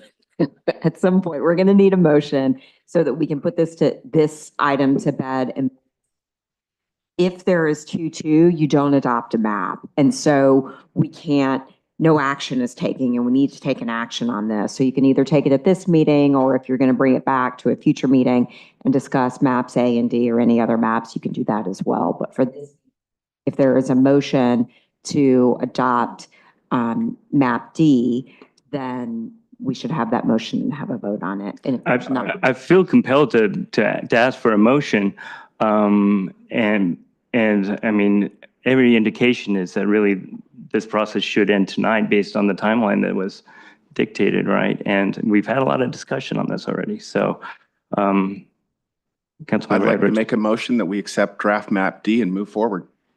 Second. Roll call. Councilmember Edwards, Yes. Councilmember Higley, Yes. Councilmember Kelly, No. Vice Mayor Harrod. Yes. Okay, so map D is moving forward to the ordinance. Now we're going to move forward to a presentation on the sequencing aspect. Thank you, Vice Mayor. We'll pull up a slide for that sequencing. I appreciate the council's work and the challenging nature of this process. I'm hopeful that the sequencing will be a little bit easier. Next slide, please. So we've already determined, based on our current election cycle, that even numbered districts would be up to even number. There are obviously with 5 numbers, 2 of them will be even numbered, and those would be up in 26. That aligns with our current election cycle, where we would have had anyways 2 seats up in 26 and then 3 up in 28. So that's been baked into the process as a presumption. So what happens then, in order to have 2 seats up in 26 and then 3 up in 2028, is part of one of the many things that's made this conversation a little bit challenging, is that I know you have seen different versions of maps with different numbering because of that proposed sequencing. So apologies for that, but this is our proposed sequencing for map D. And as we've noted and discussed, it is appropriate to look at current, now that the council has selected a map, and talk just about the sequencing at this point and how that would impact current seats on the council. What we're proposing then is that the odd numbered seats, 1, 3, and 5, which you can see here, would align with current election cycles in which there is an incumbent in each of those districts that is up on the 2028 election cycle. So by having those be up in 2028, I make no presumption about who might choose to run again. But if they did, the voters would have at least the opportunity to send those folks back to office or not. So it would align with the cycle. And we are proposing then that the 1, 3, and 5, so that's the Western District, the Southern District, and the Northern District would be up in 2028. What follows then is that 2 and 4 would be the two districts in the middle, non-Western segment of the city, would be up in 2026. In one of those districts, there are 2 incumbents, both of whom are up in 26. So again, making no judgment about who might choose to do what. If one or both of those candidates chose to run, the voters would then again have the opportunity, if they wished, to send those folks back to office or not. And then the other of those 2 even numbered districts, there are no incumbents. So what that would do is ensure that the district that doesn't currently have representation would, as of the next election cycle in 2026, have a council representative. Hopefully that makes sense. Obviously, I'm happy to take questions or work through it. The last thing I'll note is that something we talked about, and I think you all can weigh whether or not this is compelling or not, but the Western District, highest Latino population district, and one consideration that I know some cities have looked at is to align those districts with the presidential election cycle, where turnout tends to be higher, which some have thought presents a more compelling, actionable case for minority groups to be able to elect a candidate. Quite honestly, in our case, I think the driving factor is just the election cycles and lining incumbents up with their current election cycle. But that is one other factor that you may or may not wish to consider. I know there are questions, so we'll do our best. Go ahead. So just out of curiosity, so I think everybody knows I live in the Northern District, and I decide I'm going to run for supervisor, I'm going to run for assembly, I'm going to run for Senate, or not assembly, there's no opening there, but Senate. And then miraculously I win, so I'm out. Then what happens to that district on this map 5? What would the process be there? Right. So somebody can correct me if I'm wrong, but all of you have been elected for at-large seats. We have no district representatives at this time. So if anybody for any reason were to vacate a term, we would be subject to our normal rules. It depends on how close you are, and some of you are very familiar with this process, to the election cycle, and that would dictate whether or not the council had the opportunity to appoint and or call a special election. But that would be an at-large seat for the remainder of the term. So your term runs through 2028. And so if that were to be vacated and filled, that would be filling the remainder of an at-large term, not the District 5 seat. So the hypothetical is that if I were to move on and that one's up for election, that person is still running citywide, even though we have districts. For the remainder of that term until 2028, correct? In 2028. Kind of like what you did. Yes. Okay, thank you. I appreciate the level of vagueness in which you describe incumbents and numbers and whatever. But just for clarification, because I actually don't know where my colleagues live with respect to these maps. I obviously know where Councilmember Hagley lives in the Northern District, as he just stated. Is there a district on this map that doesn't currently have an elected representative living within it, even though none of us are representative of a district at this time? I believe so, and that would be District 2. And as proposed, District 2 would be up in 2026, one of the first 2. Thank you. And then if there is, you said District 4, if there is a district with 2 current council members, a member of the public could run for that office, correct? So that's most definitely. Okay. Do we have any more questions from the council at this point? All right, we're going to open up public hearing number 2. If anybody would like to come forward at this point. Welcome. Hello. Thank you for having me. Really quick, just going through the math that seemed to be, I'm Erin Gore, by the way. I live here in town. On the south side, I really wanted one district because smart trains in my backyard, and I have a lot of point of views on how that's going to go. And my neighborhood is very unsafe for children walking, as we just did a big transportation exercise. So a little disappointed also with math. Even though the numbers seemed similar, you actually disenfranchised the Western District by 20% for Latinos by not choosing MAP A, if you do the math. So 29% versus 36% is a 20% difference. I just wanted to make that publicly known. Thank you. Thank you. Anybody else? Welcome. Thank you. Good evening. Yeah, I'm disappointed. I happened to sit down, came in late and happened to sit down in a Latino voting block in the back of the room. And I thought that Marcy spoke really well for her constituent group. And it really makes a difference to how we include people, how we communicate that people belong in our community. When you group, I can't remember what the percentage is now, I think it's 29%, and I think that MAP A was 34% Latino.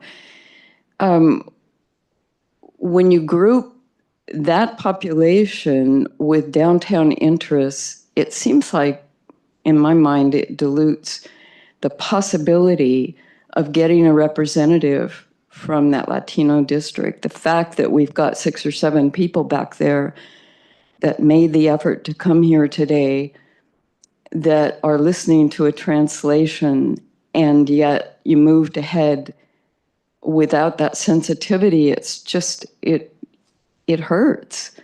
And I do understand how you've tried to make this process transparent, and I understand I worked with the mapping process myself.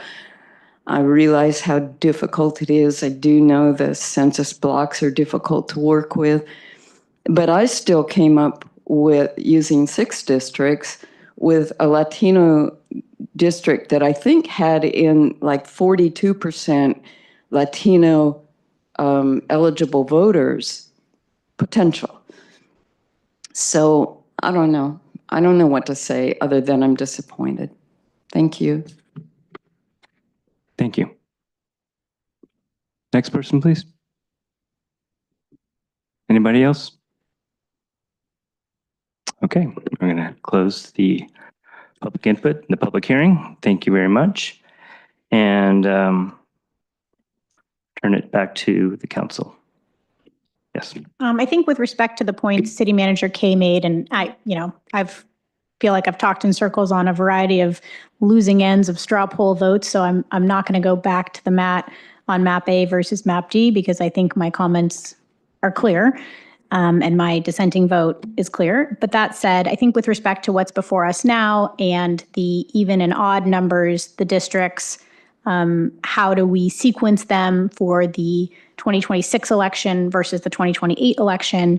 I agree with the comments that our city manager made with respect to knowing we're going to have a higher turnout election in presidential years, meaning 2028, knowing that the way that these have been aligned are in alignment with, say, how the Board of Supervisors or those even and odd districts function.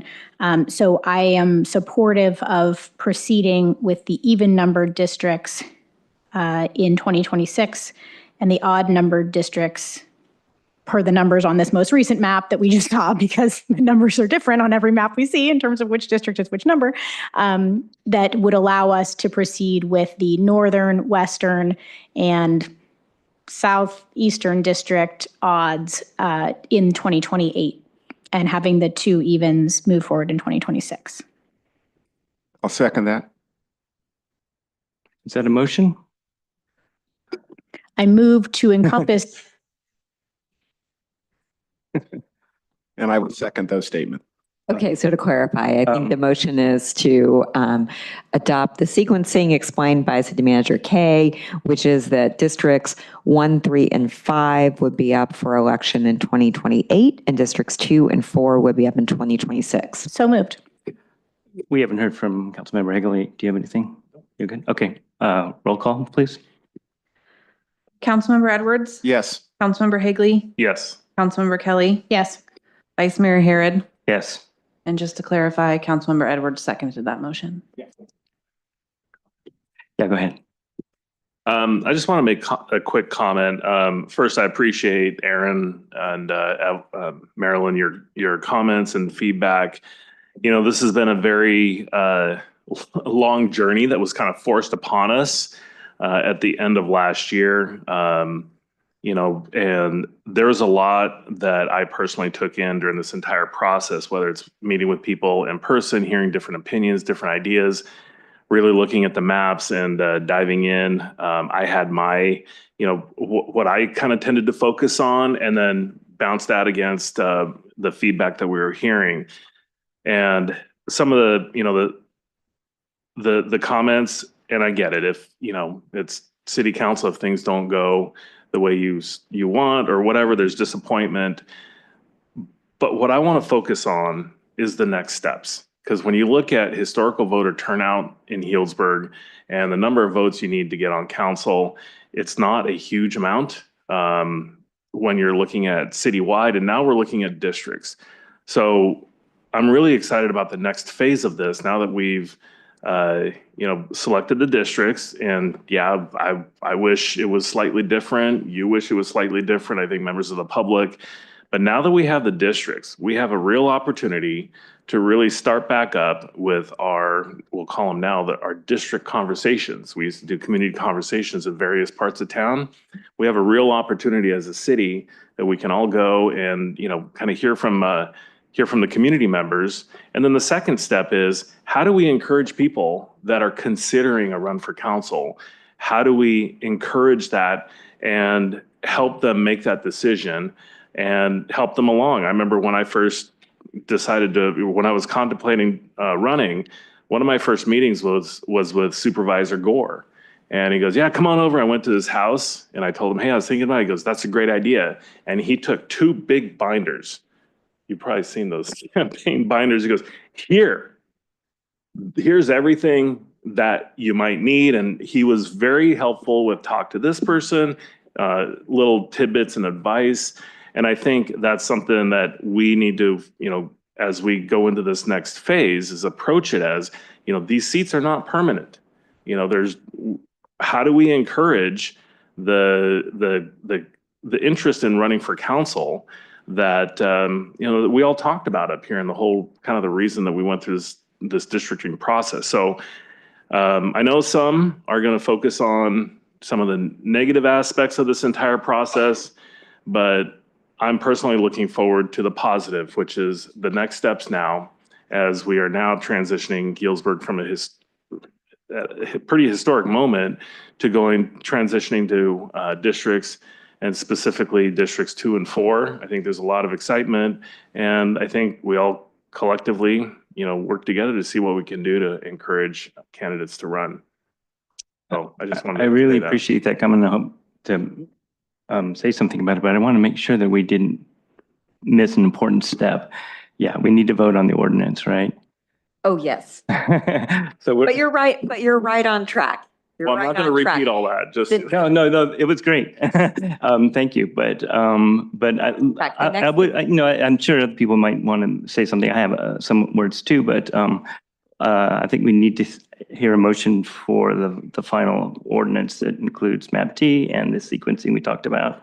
I move to introduce by title only and waive further reading of an ordinance amending the Healdsburg Municipal Code Article 1 within Chapter 2.40 Elections of Title 2 Administration and Personnel to add Section 2.40.010.01 District Elections to provide for the election of members of the City Council by 5 districts, establish the district boundaries and election order of each district. second. Roll call, please.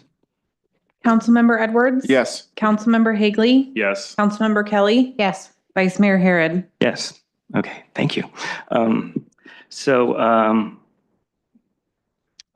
I'll let other people speak first. So, did you want to say something? I just want to express my gratitude to my colleagues for the collegial nature and professionalism with which we exhibited during the last several months of navigating through this incredibly uncharted territory in our city. It is not easy to take this monumental shift and to do it at a time when we weren't expecting to have to do it. And I want to appreciate our staff and the folks who helped to shepherd this process forward. And for the community members, although I wish more would participate in this process, I understand how difficult it is for those to have constant and continued participation. I do want to thank the members of the community who submitted so many maps, who attended the community workshops, and who engaged in a very technical process to get us to this point. It is true, there is going to be a census in 2030, and maybe by 2032, these districts may shift to reflect any population or demographic changes in Healdsburg. But I think what we know is that these maps will, this map that we adopted will forever change the way people vote in this community. I'm really proud of the work that we've done to get to this moment. While there's, a dissent in terms of which map we adopt, at the end of the day, I know that community members will be well represented by the future council members that sit in these district seats. And I'm really proud of this work. And I want to thank my colleagues for a really collegial and thoughtful process that led us to this moment. And I want to thank our staff who worked diligently to get us here. So thank you so much. And I want to thank Paul Mitchell, who's no longer on the screen, but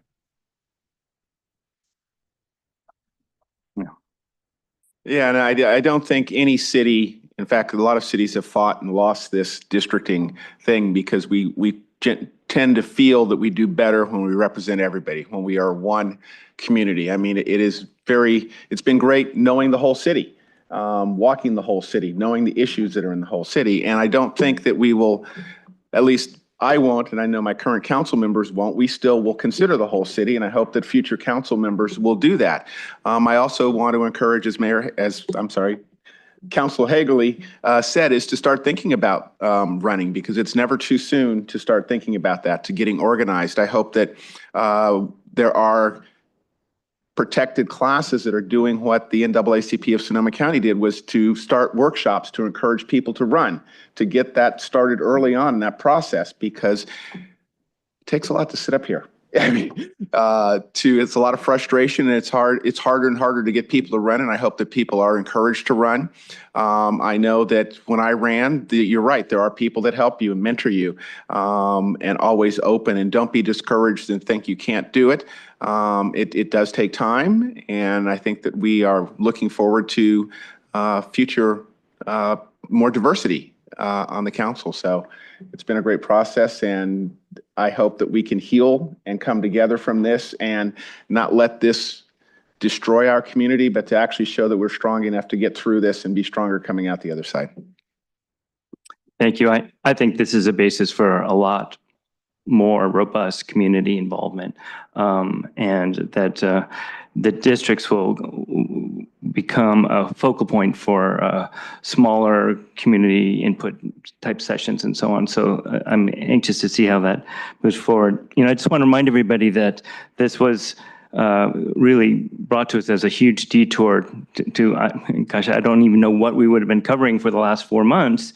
We did do our work and on top of the districting process, but it was a huge interruption for staff especially, but for the council and for the community to try to absorb this and figure this all out in a very short, complicated period of time.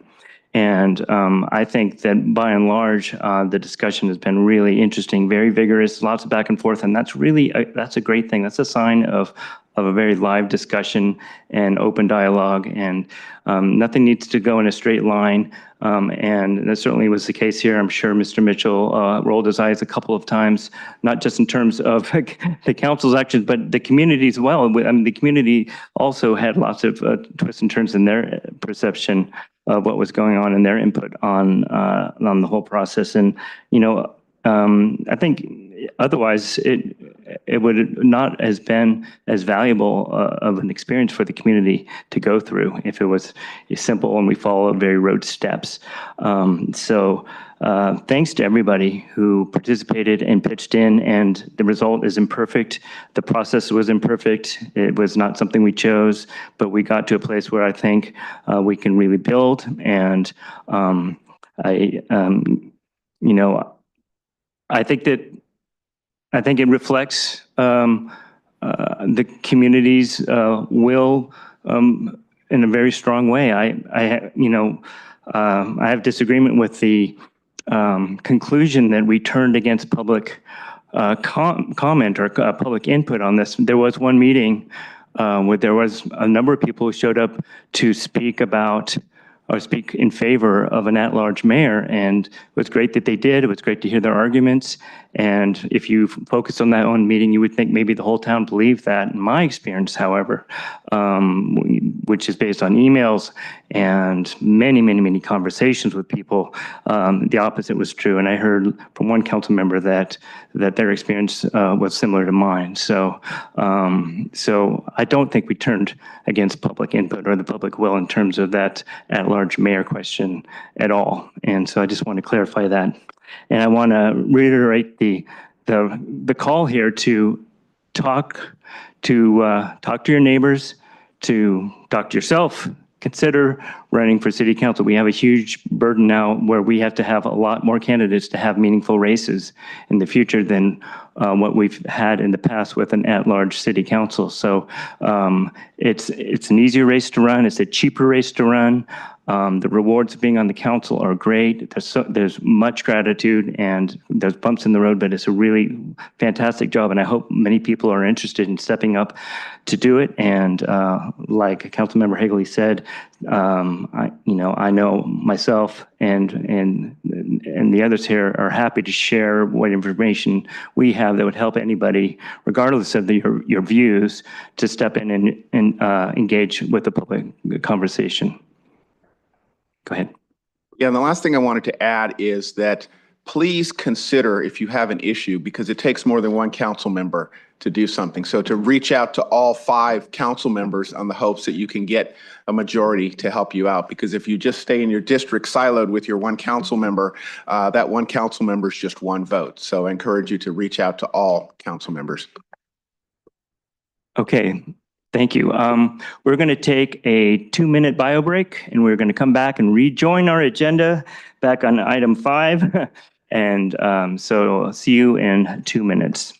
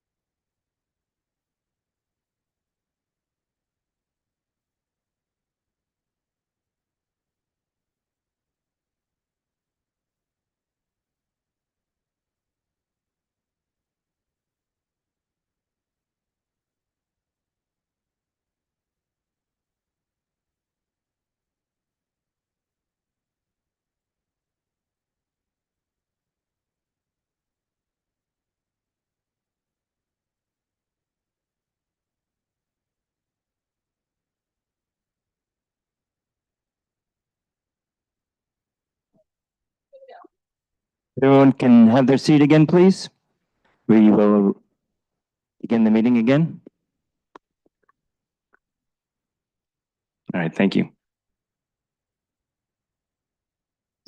So if you're not aware, we had an obligation to do the public hearing starting at 6:30, so we interrupted the agenda for that.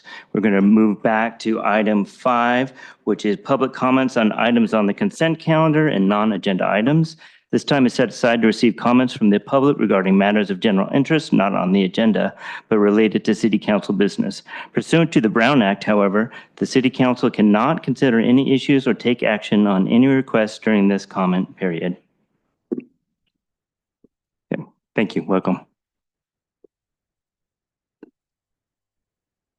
Good evening, Vice Mayor and members of the council. Mark Horn. I want to ask a question, and it's actually directed at Director Sotomayor. At the last meeting, the L&M quarterly report revealed or acknowledged the issue with housing vouchers and how there are no more housing vouchers coming out, and thus the folks who are staying there now are kind of in a bind that they don't have a way sort of out of the L&M, despite the amazing track record to date. And the question that I have is, does that funding uncertainty extend to county operating support? If no one is willing to allow or to issue a housing voucher because they're uncertain about the funding, do we have a concern about whether the county can make good on its obligation or its assurance that they would be able to provide a certain number of years of support for that? And the second comment I want to make is on parklets. I think the thing that kind of hit a thud was the difference between the staff item and the PowerPoint was it came down to a single slide in which staff recommendations. And the first two involved new fees, and the third one involved a deposit, also known as a refundable fee.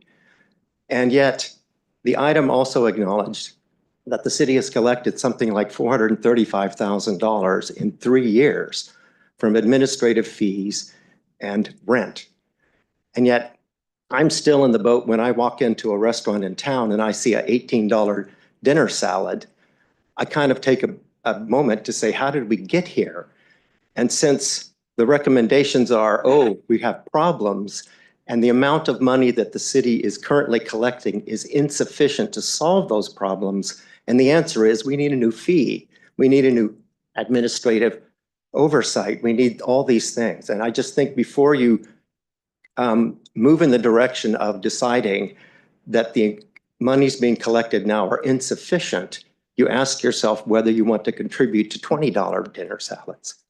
Thank you. Thank you. Anybody else?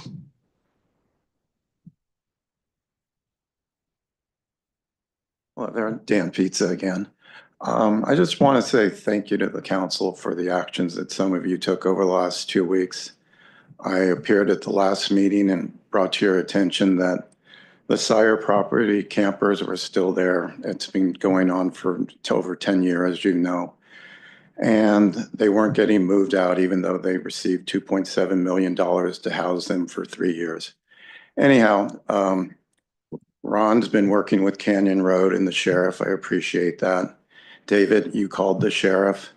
Ariel, you also called the sheriff. Thank you very much. And Mayor Mitchell, she's working with the sheriff right now.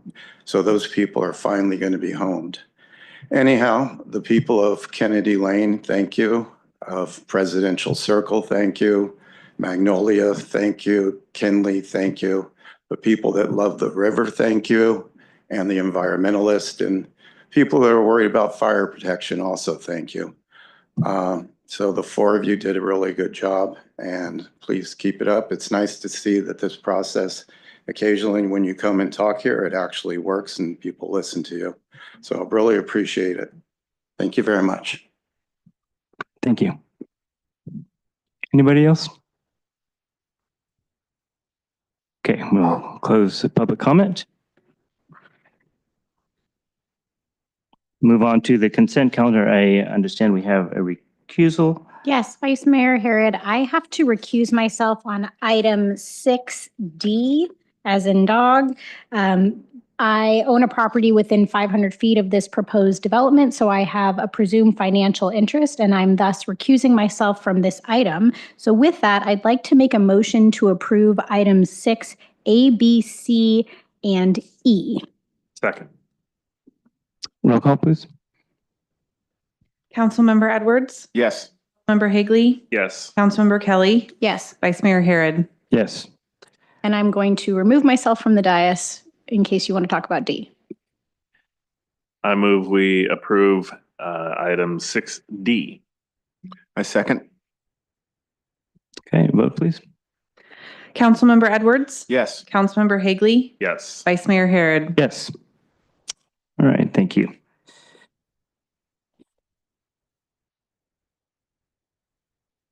On to new business now, item 9A, an ordinance designation fire hazard severity zones in the local responsibility area. This is presented by Fire Marshal Division Chief Lance McDonald. Welcome. Good evening, Vice Mayor Harrod, Council, how are you doing? In case you guys didn't get enough on maps, I have another map for you to vote on tonight. So we're going to start with that. We can go ahead and go with the next slide, please. So tonight's recommended action is for you to adopt this ordinance designating fire hazard severity zones in the local responsibility area. And next slide, please. A little history of the fire hazard severity zone maps. They were created after the devastating wildfires, specifically the Oakland Hills fires in the 1990s, and they were mandated by the Public Resource Code. They were put out there to support wildfire risk reduction and defensible space laws and help to guide fire code. And we'll go to the next slide, please.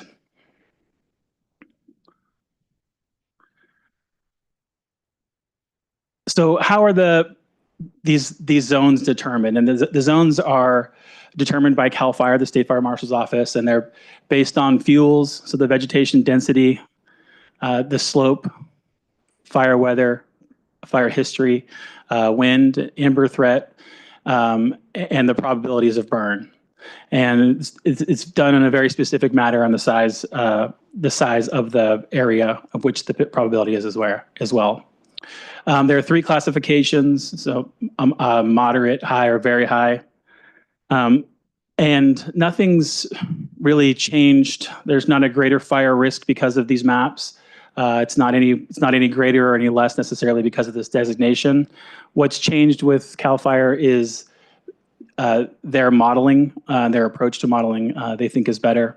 And they've now since added the moderate and high to the local responsibility area. So we're gonna go to the next slide. So like I said, previously they only had very high in local responsibility area.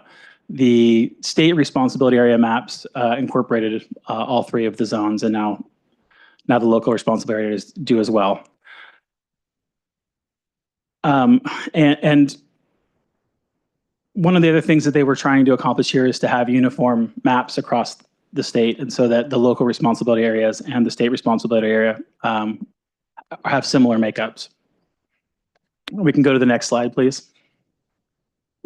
So what does this map mean? And as we stated, it informs defensible space requirements. It triggers the wildland urban interface, or the WUI building codes. We call them the Chapter 7A codes. And what those codes are, just in case you're not familiar with them, those are a little stricter building codes that and pertains to fire safety. So things like a Class A roof or upgraded fire vents for the home, dual pane windows, siding, and that kind of stuff. And so we already require these in our local ordinance with our existing WUI map. So the changes are not going to be that great for the city of Healdsburg, frankly. But this code ensures that that's the case for the entire very high fire severity zones. One change that will be for the city of Healdsburg is the natural hazard real estate disclosure. We have not currently had to do these, and now with the designation, any homes that are sold or purchased in the the very high fire severity zones will require an AB 38 inspection, it's called. And so as the AHJ or the fire department will go out and inspect and offer a disclosure to the real estate package for any real estate transactions. So that is a change. And then again, property development standards. And the fire safe regulations. We've kind of already done this as a city. We're kind of ahead of the game here, but that was the goal of this. And I would say that I've already fielded a few of these phone calls, and I think one of the things that I wanted to state is that how is this going to impact homeowners insurance? And the state insurance commissioner, Laura, has issued a statement saying that there will be no impact on insurance rates or availability. I will just say, on a personal note, I don't know if that's true. And the reason I don't know if that's true is that we don't actually know what the guidelines are for insurance determinations. They don't make that public. And so whereas the items that we're trying to push here, which is a harder home, better vegetation management, keeping your eaves clean and gutters clean from free of debris. Those items are items that are going to help your home to be more fire safe, and those are consistent across insurance or not. So we think that that's important to note. We'll go to the next slide, please. And so here's another map for you tonight. This is the map from the CAL FIRE that they issued to us. I'm going to skip right into the next map so you can see an overlay or a kind of a comparison. So the map on the left is our existing wildland urban interface map. And you'll see that we have already adopted this map. My predecessor actually adopted this map with the council, and that it encompasses high and moderate areas. These areas, we already require those Chapter 7A stricter building requirements. If you were to build a new home in the city of Healdsburg today, and or do a major remodel, significant remodel, we would call it. So if you look at the new map, the one on your right, there's very, very little changes. And I will also just say that the map itself, that kind of pixelated, not super clear, that's the best map we got as well. It's not because it's blown up or not. It's just that's the kind of the 30,000 foot level that we're provided. And so if you go to the next slide, I tried to attempt an overlay of the two maps to show you that there's really not a large change for our city. There's a little area on the kind of southwest corner that has maybe some lots that are now impacted or not. And again, how this would impact our city is mostly for new development, a new home, or a substantial remodel. So in the areas that would show the very high and high fire severity zone, most of those are relatively built out already, and or would already have been required this in our existing map. And then if you go to the next slide, I tried to zoom in as best I can, just so you can kind of see the very high fire severity zone impacted area, just to kind of show that to you. It's the area towards Rivers Bend, Latimer, that kind of area down there. But again, already in the wildland urban interface and already would have been required to have these building codes. And we will go to the next slide. And so I kind of wanted to give you some key takeaways. Again, the Chapter 7A required in very high zones, as well as our existing WUI map. We will have to do those AB 38 inspections for homes that are in the higher, very high fire severity zones. So that will require us to do more inspections. I've already had requests for 3 of these, although they won't take place until this is officially adopted. And then the state is looking to have local responsibility area as well as state responsibility areas have some consistency across the board. Next slide, please. And so again, the recommended action tonight. And I will say, as I recommend this one more time, this is a state law. We're required to do this within 120 days of when they presented the maps to us, which was February 24th of this year. So this is the recommended action. I hope you'll take it. And I think that's it for this. And if you have any questions, I'm all ears. Oh, I did want to say one thing. I'm sorry to interrupt you. The bar there is a direct link to the CAL FIRE resource site. So it offers kind of more detail, has a fact question. So you're able to get more information if you like, if the public would like to scan that with their phone or have that ability, I wanted to make sure I offered that as well. Can leave it up there. While you have any questions? Yeah, great. Thank you. Any questions from the council? Councilmember Edwards. Yeah. So I'm sorry. You said that the Commissioner Lara issued a statement, no impact to insurance rates or availability. Is that cancellation also? Yeah, yes, that's correct. And actually on that barcode there, there's an entire one sheet from Commissioner Lara that kind of goes through the entire thing. But his statement is that these maps will have zero impact on the availability and or cancellation and or rates for homeowners insurance. So if we adopt this, which we need to do, you go out and do an AB 38 inspection and an insurance company issues a letter of cancellation, they should take that up with the state insurance commissioner. It's not local. Yeah, I suppose that's the proper thing. What I will say is on one of the, my previous jurisdiction where I worked, I've done quite a few of the AB 38 inspections. I will say one of the benefits of them is that at that time you're able to offer some suggestions on how to make a home more safe. And so it's a good opportunity for maybe a home that might be stale, for lack of a better word, to make some improvements before the real estate transaction take place. So there can be a positive with it as well. How it impacts insurance, I'm not entirely sure. And you'll be using the new software to help you facilitate this? Yeah, thanks for asking that. You guys heard about that a little bit at goal setting.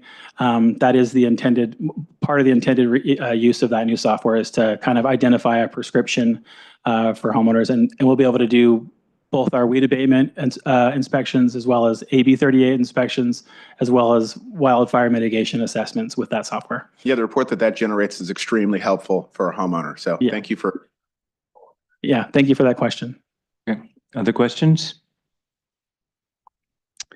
Well, I just want to thank you. That was a very thorough presentation, new information for a lot of people. And I guess I'll just remind people that it doesn't matter where the district maps are. If this map isn't working, we're not safe, then none of that really matters. It's really super important that you have the tools available to you to do your job and that the whole department can be successful in their endeavor.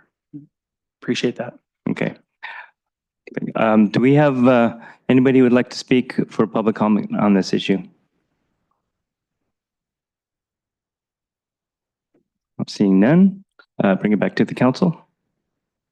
I just want to thank you for the presentation. I know that for a lot of jurisdictions receiving these new maps that are being imposed by the state, it's definitely kind of cause for pause and to look and analyze what we've been looking at historically in terms of fire severity in our community. And I know you take that responsibility very seriously. And I just want to thank you for providing, to the level of detail that we're able to see tonight. I know when those maps initially came out, it was very challenging to kind of navigate where are we seeing the new or increased fire severity and what does that actually mean practically speaking? Does that mean you should up and move out of that zone? Well, not really, but what does it mean with respect to triggering these additional requirements for new construction or major renovations? So helpful context, I think, with which to analyze this change, and also good to know that what the state and Commissioner Lara are doing to kind of help to balance what could be problematic, I think, for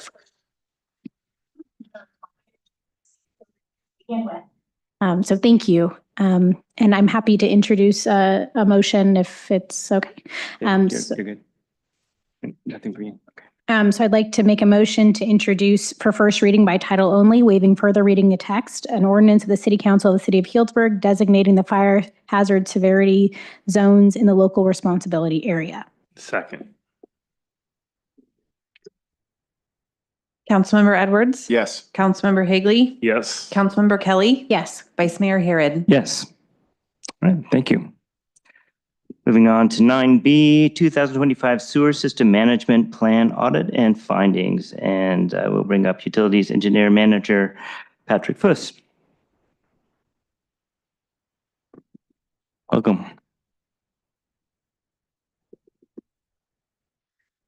Good evening, Mr. Vice Mayor, members of council. Patrick Fuss, Utility Engineering Manager. So the item before you tonight is our Sewer System Management Plan 2025 audit. Next slide, please. The recommended council action is to receive the 2025 audit, to our 2020 sewer system management plan. In this audit, it reviews the effectiveness of the 2020 SSMP and, where appropriate, recommends corrective actions for the staff implementing said plan. Next slide, please. So a little bit of background. The city is served by a sewer system. There's approximately 50 miles of sewer mains serving the just shy of 11,000 people. We have 11 sewer lift stations and approximately 5,000 connections. Next slide, please. So the sewer system is operated under a permit that's administered through the North Coast Regional Water Quality Control Board. That's region number 1. Region number 1 is highlighted in green on the upper left hand of the state map there. And it includes Healdsburg, Santa Rosa, Windsor, Ukiah, all the way up to Crescent City. Next slide, please. So the sewer system permit, it complies with state rules for the general waste discharge requirements for sanitary sewer systems. Now, under this permit, the city is required to prepare a sewer system management plan to document the policies and procedures for the operation and maintenance of sewers. The goal of the SSMP is to minimize sewer spills. And just to be clear, spills are any unauthorized releases from the sewer. Formerly, these were called overflows, but now it includes underground releases. Next slide, please. Now, the SSMP is intended to be a living document, one that gets used. The original SSMP was prepared in 2009, and some updates were incorporated in 2014, and a major revision was undertaken in 2020. Next slide, please. So as part of keeping the SSMP current, audits are required. How are we doing? Is it effective? What's the efficacy, and are there any proposed modifications? So our last audit was in 2020, and that's what spawned that major revision to our SSMP. Our current audit, the one that's before you tonight, was done in 2025. The next audit will be conducted in 2 to 5 years. Next slide, please. So it wouldn't be an audit unless we shared with you how we're doing. So this is a graph that shows the number of spills per 100 miles. And you can see that as time progresses on, the number of spills in the city of Healdsburg have gone down. And the number of spills that are in the region, that's the northern region, North Coast region for the Water Quality Control Board that I shared with you earlier. Those are in the orange bars, and the green bar is the state average. And you can see that even though our numbers have gone down, next slide, please. So this graph shows the spill volume per 100 miles of pipe. And you can see that over the course of time, the purple bars, which are the city of Healdsburg, they were profound. We were putting up some big numbers. Those numbers have gone way down. And it looks in fiscal year 23 and 24 that it's vanished. But at the scale of the graph, they didn't show up in the previous slide. You saw that there were indeed spills, but our volumes were pretty low. Another thing to point out is that in the most recent years, there's been an additional category for reportable spills. So, reportable spills. So we would potentially be putting up more numbers, bigger numbers, but we're doing better in how we're maintaining the system. One of the things that we can attribute this to is we had the major rework of our sewer system management plan. It worked. It's been effective. We've also implemented a computerized maintenance management system for our linear assets, the water pipes, the sewer pipes, those kinds of things. And the crews have been very effective at their cleaning and maintaining operations. Next slide, please. So in the audit, we took a look at what are the causes, what are the spills attributed to, and the culprits tend to be roots, fog, fats, oils, and grease, debris, pipe failure, capacity, and contractors. And you can see that over the course of time, our capacity issues and contractor issues have gone way down. However, we still have a significant amount of roots, fog, and debris-related issues, as well as pipe failures that are contributing to our spills. Next slide, please. So the 2025 audit, it found 3 primary recommendations for continued improvement of our SSMP. That list is training, fats, oils, and grease disposal plan, and measure the effectiveness of our SSMP elements. And I'll go through those one at a time. Next slide, please. So for training, the staff are required to receive annual training on the sewer system operation and maintenance, essentially the nuts and bolts of the SSMP.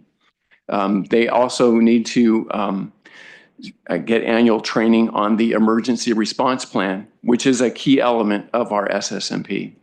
Regular training keeps staff very proficient at how they respond to the spills, containing them, making sure that the measurements are accurate, making sure that whatever the cause is has been stemmed so that we're not having a worse problem as time goes by. So training is good. It cuts down the response time and reduces the volume of the spill. Next, please. So our next item is our FOG, fats, oils, and grease disposal plan. So fats, oils, and grease rob the sewer system of capacity. The image at the top is the inside of a sewer, and you can see that the greases have congealed on the sides of the sewer and obviously are taking away some of that flow capacity. Food establishments are required to have and maintain their grease traps, and we have a industrial pre-treatment group that keeps tabs on those particular things. One of the findings in our audit was that we need to maintain a list of the acceptable haulers and keep track of where they're taking it. Is it being disposed of properly, or is it being taken around the corner and dumped down a manhole? I don't believe that that is the case, but this gives us that tracking mechanism. Next slide, please. So the final item that the audit found was to measure the effectiveness of SSMP elements. So if you recall, our spills were attributed to fats, oils, and grease, roots and debris, and pipe failures. Now the roots and debris and pipe failures, those contribute to the spills, as do the fog, but it's with the roots and debris and pipe failures, there's an additive property where a defect in the pipe, whether it's a crack, a hairline crack, or a defect in the joint, roots can get in. Roots love the inside of sewers. It's got the moisture that the roots were looking for, and the roots get bigger, the crack gets bigger, the crack gets bigger, debris goes in, and along with the debris, when it rains, inflow and infiltration, rainwater can get in.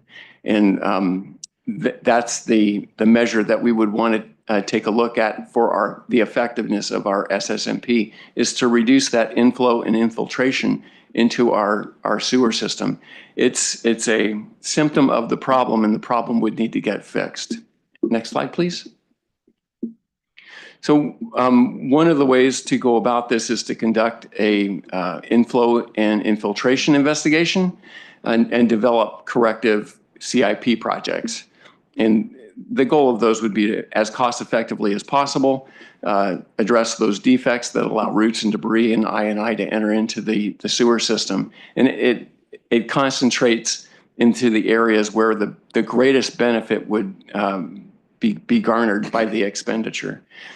We do have a inflow and infiltration investigation on the budget for the 27-28 fiscal year. The image on the top of the screen, is called smoke testing, and smoke is pushed into the sewer system, and it is supposed to come out at roof vents, places like that. If it's coming out, and it apparently is coming out a storm drain inlet, that's a sign that you've got a very bad problem. But it's a direct indicator, and the fix can be put into place right away. So the other item on to measure effectiveness is to continue to fund projects that correct these defects. Reduction in the defects reduces the roots and cracks and reduces the ingress of debris and I&I. Next slide, please. So the recommended council action once more is to receive the 2025 audit to the 2020 sewer system management plan, which reviews the effectiveness of the 2020 sewer system management plan, and where appropriate, recommends action to staff implementing the SSMP. And I'd be glad to entertain your questions. Thank you. Very informative. I really appreciate your presentation. Councilmember Edwards. Yeah, I know that since the rise of COVID, the quote, disposable wipes have been an issue. Is that an issue that's affecting the city? They do show up from time to time, the flushable, so-called flushable wipes. But we encourage people to not flush them. The only thing that should go down is the 3 Ps, the poop, pee, and paper. Thank you. Any other questions? I don't think that we need public comment on this, right? No. Okay. Do we have any public comment on this issue? This item? Seeing none. Well, thank you very much. Like it was said earlier with Terry's proclamation, this is vital, important work that happens that a lot of people aren't aware of, and it's a good opportunity for us to thank you for doing it, because it really is essential, and really appreciate the detail of this report and all the effort that goes into making sure that our systems are working effectively. Thank you very much. Okay, we're moving on to item 9C, Abel de Luna Community Center Multicultural Center concept and grant funding from Sonoma County. Project manager Tom Campbell, along with Amy Ramirez, who's the executive director of the Healthcare Foundation, and Jim Goring, principal with Goring Stracha Architects. Correct me if I pronounce that wrong. Okay, good. Thank you.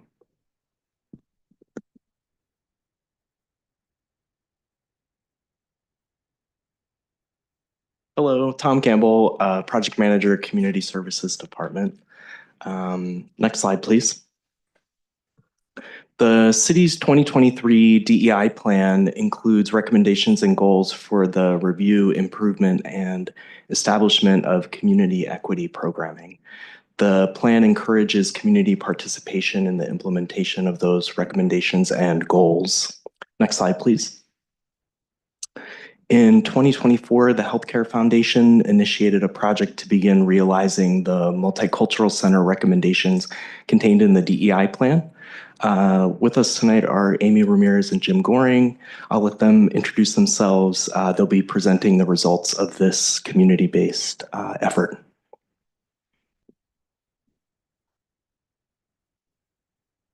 Hello, thank you for having us. My name is Amy Ramirez, Executive Director of Healthcare Foundation, Northern Sonoma County. And my name is Jim Goring. I'm a principal at Goring and Stracha Architects, standing in for my partner, Doug Thornley, who has worked extensively with the foundation. All right, I'll go to the next slide. So tonight, I really just, and thank you for that introduction and history. I'm just going to walk you through high level the process of this report that we have just published, and then we can move into recommendations from the Healthcare Foundation. Next slide. Okay, so we can actually skip these slides. Thank you so much for the history. So yes, this work really was built upon the work that you all had done in 2023, which did identify the need for a multicultural center, for a space of belonging, and also to have representation. So the Healthcare Foundation, we wanted to move this project forward because it really aligned with the foundation's mission and vision of health equity and belonging. And so we received funding very generously from Providence Health to do this process and this report. We chose to work with these organizations that you see up here to make this project happen. And so you can see on the margins, Alliance Medical Center, Corazon Healdsburg, and the foundation. Next slide. So this report, which I believe every council member has received or has looked at with me, is available on our website, but I'm going to walk you through the process just now. Next slide. So we hired On the Margins, which is a fantastic organization that really is trusted to do culturally appropriate community-led design, research. And so we held 8 public listening sessions, and Corazon Healdsburg and Alliance helped us with the outreach to get participants there and with the logistics of providing food and childcare and really making sure that our Latinx population could attend and that their voices could be heard. So these 8 sessions took place between January and October of 2024. Next slide. And when we did, On the Margins did a great job of looking at the human index scores, looking at census information, and saw that North Healdsburg really did have the lowest scores in health and education, which is interesting because the median income is rather high in those areas. But looking at the outcomes, I'm just going to read this one quote from the report, which says, "This analysis of Healdsburg reveals a community rich in diversity and history, but also marked by socioeconomic disparities and unequal access to resources across its neighborhoods. Recognizing these disparities is crucial for creating a truly inclusive and equitable multicultural center." Next slide. So On the Margins met with the participants and collected data in a mixed method way, so both quantitative and qualitative data, to find out what the community would want to see in a multicultural center. What does that mean to them? And when this process started, it was really inspired by a project called Pogo Park in Richmond, California, which is completely community-led and centered design. And so when we started this process, we didn't know if a multicultural center would mean a park, it could mean programming, it could mean a brand new building, it could really mean anything. So we asked questions around what would it look like, who would operate it? What would it feel like when you walked into the space? What would you see? What would you do? And so these were an example of the survey cards that were administered at the listening sessions, along with open-ended discussion forums. And so these survey cards and the discussion notes were all taken, and the thematic analysis was done to find common themes, which ultimately was parceled down into the 10 design mandates that came from listening to the community. Next slide. And this is just a lovely visual representation. These are broken down by the questions of I feel, I see, I hear, all in response to what the community would like to feel, hear, see, do when they walk into their multicultural community center. Next slide. So these are the community mandates. So multi-generational spaces for movement and play, community kitchen and cafe, collaborative murals, sensory-aware design, spaces for creative expression, environmental justice, a lifelong learning hub, community gathering spaces, digital access and literacy, and then access, autonomy, accountability, and justice. So we had these mandates, but these mandates could visually, it's hard to know exactly what the community meant exactly by those mandates. So what does that mean when you say, you know, community kitchen and cafe? What does that really mean? Or sensory aware design? So with our funding from Providence, we had money in the budget to work with an architecture team and also a landscape architecture team. So we were so lucky to get Goring and Straha, who were the architects on Pogo Park, in Richmond. And so I will let Jim talk about the visioning sessions that his architecture firm led to figure out exactly what the community meant by these mandates. Thank you. Could we have the next slide? So Oh, I'm so sorry. I'm just going to speak to this really quickly, Jim. That's my bad. So the reason that we are now looking at the Abel de Luna Center is because when we were meeting with the community kept coming back to the existing community center site. And when we asked about ideal location, they said, well, this community center that already exists is familiar, it's comfortable, there's parking, it's accessible. And so we would like to see these mandates come to life here at this community center. And while we'd been in communication with the city of Healdsburg along this process, this is where we really drew in the city staff to say, well, here's what the community is saying. They really identified this location as where they would like to have a multicultural center. And so at that point, city staff was very helpful. They started coming to the listening sessions and really working with us and the architecture team and the community to say, okay, let's talk about what that could look like. We were really hoping it might look like a brand new building, but so we held a couple of listening sessions of our own with the team. Can I have the next slide, please? And in these, we basically took the design mandates as well as the programming elements and came up with palettes of reference images, very simple, many of them. Can we have the next slide, please? And basically presented them on boards in the meeting room and described what we were presenting on each of these. We'd have one board for each program element and another board for each of the design mandates as well, with evocative photographs in a wide spectrum of some relatively staid, some very much over the top, and ask people to come up and wander around the room and really engage one another and look at the images. And this process always leads to lots of interesting discussions. It's very dynamic. People start talking about them, trying to convince each other to not put their dot on that one, or please put their dot on this one.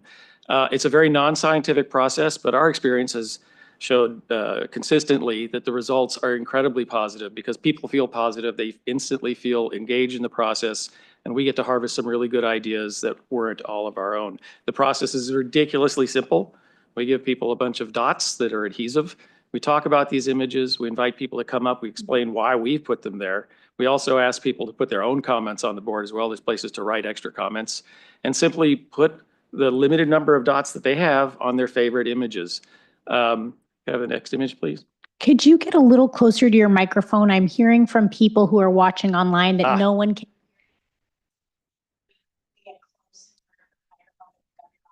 Usually I'm accused of being way too loud. Okay, so is that better? All right. And the result of this first exercise is very simple. You can see the image here is simply the photographs we started, which were not edited particularly for size. It was really just convenience and shape, and we put them there, and a number of dots on each of those photographs. We had many boards in both of in these presentations, probably up to 20 boards covering both the programmatic issues and the design mandates. And then we simply sorted all of these and tried to make sense of them, and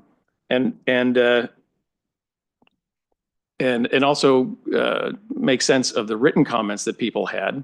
That was about a 2-hour exercise, or 2.5-hour exercise. And then we took that back to the studio. Can I have the next image, please?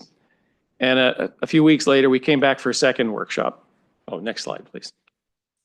The next slide workshop was twofold. The first was to report back to the folks who we saw the first time and other people, whoever wanted to show up, what we heard. What did they tell us? And we did this in a real simple way, which is to reduce and sort down the images we had presented the first time down to boards that were, the images that were most favored were shown larger. And we talked about what we heard and asked for general feedback on that. Both in terms of program priorities as well as images that seem to resonate. What kind of kitchen seemed to work the best? What colors made a lot of sense? What made most sense in terms of moving people through the site? We heard a lot of the same things over and over.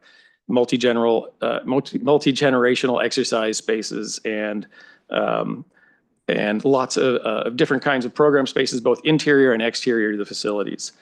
Then after we had this sort of time to reflect to the community, there were about 60 people at this, and we arranged a brief charrette period where the folks were divided up into tables between 8 to 10 each. Each table was given an annotated site plan of the entire site, and our first pass of cutouts of programmatic elements that had been harvested from the previous dot polling exercise. And there were staff members from all of the institutional sponsors, as well as our landscape architects in our office, who would wander around, help people at the tables move through the process. And people, as I'm sure you've learned in your years on the council, people are ridiculously smart and have great ideas. And as a designer, it's really wonderful to be able to facilitate this and then have this really rich palette of ideas, which we then take away and try and build on and create something to reflect to them after that. So each table presented a scheme, a plan. They had worked it out. They had annotated what was important to them, what was not important to them. And we took that and they presented that internally. It was very coherent. In the report lists all of them. The last two kind of maybe most important ones, sort of demonstrating how smart people are, is we don't need to spend a lot on architecture. Paint can do a lot, and landscaping can do a lot. Our landscape architects were thrilled about this. So that we were invited to go away for a little while and develop the scheme. And can I have the next slide, please? Or not. And working mainly with all of the exterior spaces and reflecting a lot of the programmatic feedback we got during that workshop, what kind of play fields were important, what would make sense to place at various parts of the building.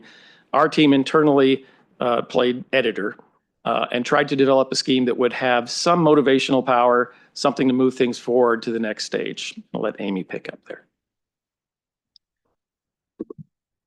So the master plan concept is really broken down into tiers of work of what could be possible on this campus. So the next thing we did is we met with the city manager and talked about, is there anything in this master plan that is just absolutely off the table, undoable, and kind of worked through that and came up with these tiers of work. And so the other thing that really was a beautiful outcome of this project is that there's so many organizations already existing on the site of this community center that everyone who exists already on the site and those that may come or may be more motivated to come and be on that campus would benefit from these renovations and would not be displaced. But rather their programs would be enhanced by the tiers of work. So next slide, please. So we'd really like, our recommendation is going to be from the Healthcare Foundation formally to move forward with tiers 1 through 3. So I just want to show you visually. So this is the first tier. So introduce painting of the exterior walls with bright colors to add vibrancy. So not only is this a nod to some beautiful inspired Mexican architecture that uses vibrant colors and community collaborative murals, but also it helps with wayfinding to help people find their way around the campus itself. So part of first year is introducing the painting.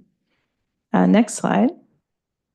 You can see here this beautiful rendering of what the paint plus the native plants. You're looking at the view of the corridor between what is the mini library now and Corazon's offices. So that's a great example of the native plants. Also, there was a recommendation that the rain filtered through these native plants could be a beautiful filtering process before it goes into the Foss Creek. Next slide. Second tier is to renovate the east courtyard and the west courtyard. So where the amphitheater currently exists is that concrete kind of goes down in steps. It's not safe. It's also very, very hot and not usable for the preschool or for Corazon's programs. It's not usable really in the summer at all just because there's no shading. There's no space to dance or to run around safely. So the idea is to level out the courtyard and add shading, add lights, add the plants, so that it could be used for programmatic space and also for event space that would actually be financially accessible for all of our community. Next slide. And then this one we are just absolutely in love with and hope that you will be too, but this is tier 3 of renovating the multipurpose room. So this is a beautiful rendering showing an indoor-outdoor concept, which was a big theme that came up from the community sessions. and renovating the community kitchen as well to be utilized by the programs that exist, by community members who want to utilize the space, or for teaching and economic opportunities as well. But you can see here this garage door that opens to that leveled courtyard. You can see representative artwork inside, acoustic ceilings and walls, and a beautiful dance floor. And our architects had talked about removing the storage that exists right now in the upper part of the multipurpose room and putting an auxiliary building by the restrooms for proper storage of emergency supplies. So next steps, and we can kind of click through these. So we do have committed funding, $500,000 from Supervisor Gore District 4 office toward this project. The Healthcare Foundation has also applied to Providence again for $100,000 to continue this project. We are recommending to the council to move forward with tiers 1 through 3, with the Healthcare Foundation really being the lead fundraiser on the project.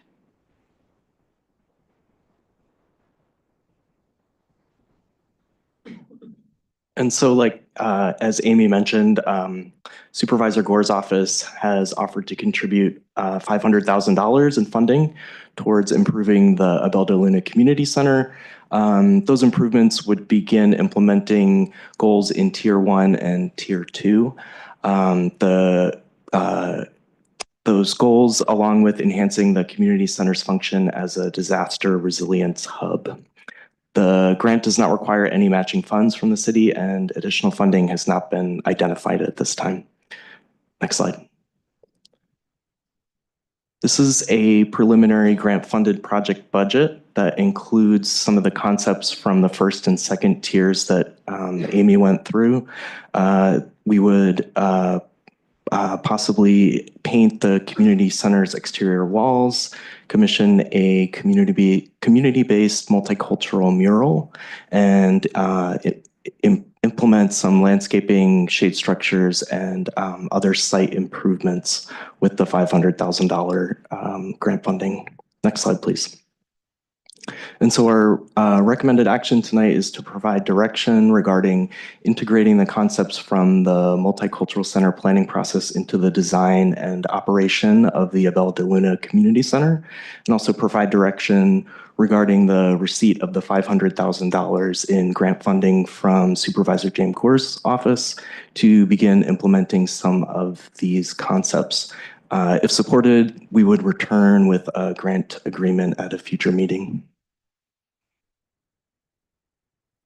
And we're available for questions. Yes, thank you. All right, thank you. So we'll take some clarifying questions from the council and then open up for public comment and then bring it back. So any questions? Councilmember Kelly. I did have a question about the county funding, and I know Supervisor Gore is in the audience, and I don't know if he would like to make any statements about that. But while I know this is a very generous and amazing opportunity, we don't often get county grant funds that don't have some sort of local matching requirement. I'm curious, Supervisor Gore, if there's anything you'd like to add with respect to your office's involvement in this project or how we arrived at this point. And I also just want to say thank you for offering, I know we're supposed to be asking questions at this point, not making comments, but just want to say thank you so much for your participation in this process and your willingness to make such a commitment, a sizable commitment to the city of Healdsburg, and just welcome your input. Is that okay? Absolutely. Thank you very much.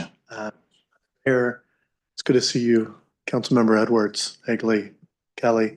I'm actually here for the sewer system management and audit.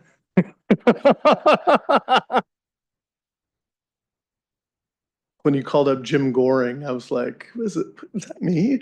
I'm James Gore, but kind of like that, Jimmy Gore. All jokes aside, I am here because it's kind of an amazing story of what you all have created that now has such a beautiful creation in community with Amy and Jim and my sister-in-law Erin back there and working, and each of you, but mostly what's really happening with Corazon. The county supervisors a couple of years ago, we did what city managers and county administrators don't want you to do, which was we dedicated some money during a budget into districts. It was a one-time thing. We'd never done it before. I don't think we're going to do it again, but it gave us an opportunity to do some direct investment, and a lot of it is into infrastructure.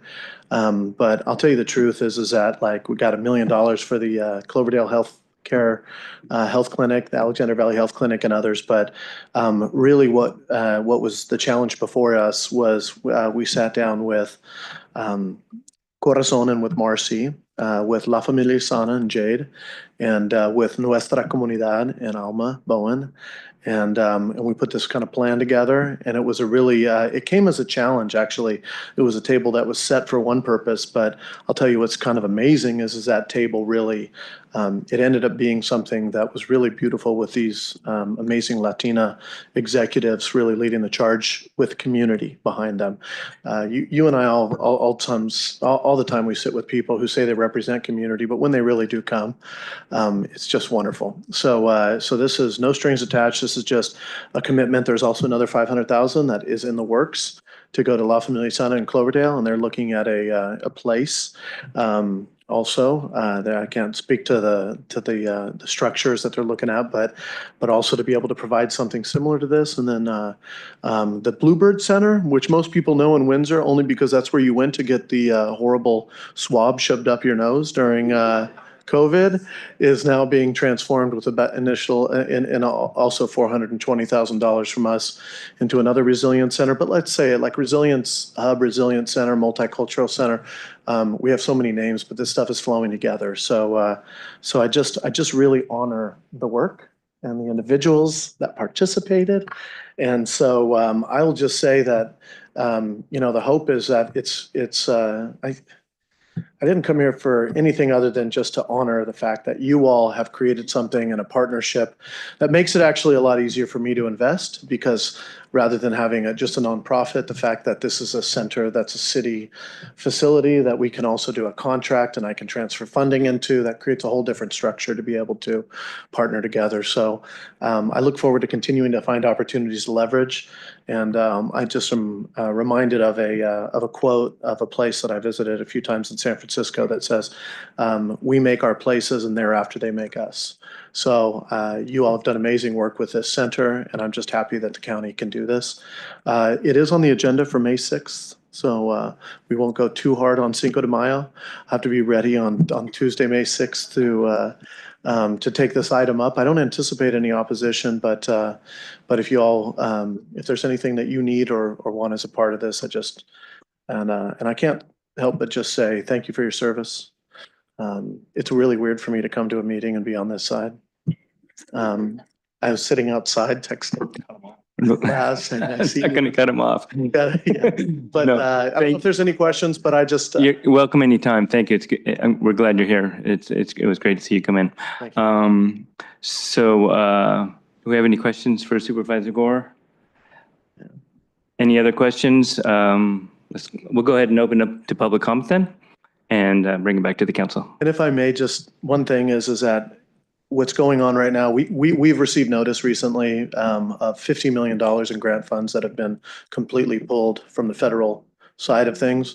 One of them actually also, we got a notice from the Department of Homeland Security that any grant that we get has to be conditioned upon us working proactively with Immigrations and Customs Enforcement if we want that money. And then also, if we have a DEI program, we can't qualify even if it's not funded by them. So I just really honor the fact that we're all leaning into these chaotic times. We're evaluating what are the ways that we do it, but the commitment to community, I mean, this work, to be able to still stand up here and talk openly and courageously about equity work and is really what's needed right now. So thank you all. Yeah, thank you. Okay. Welcome.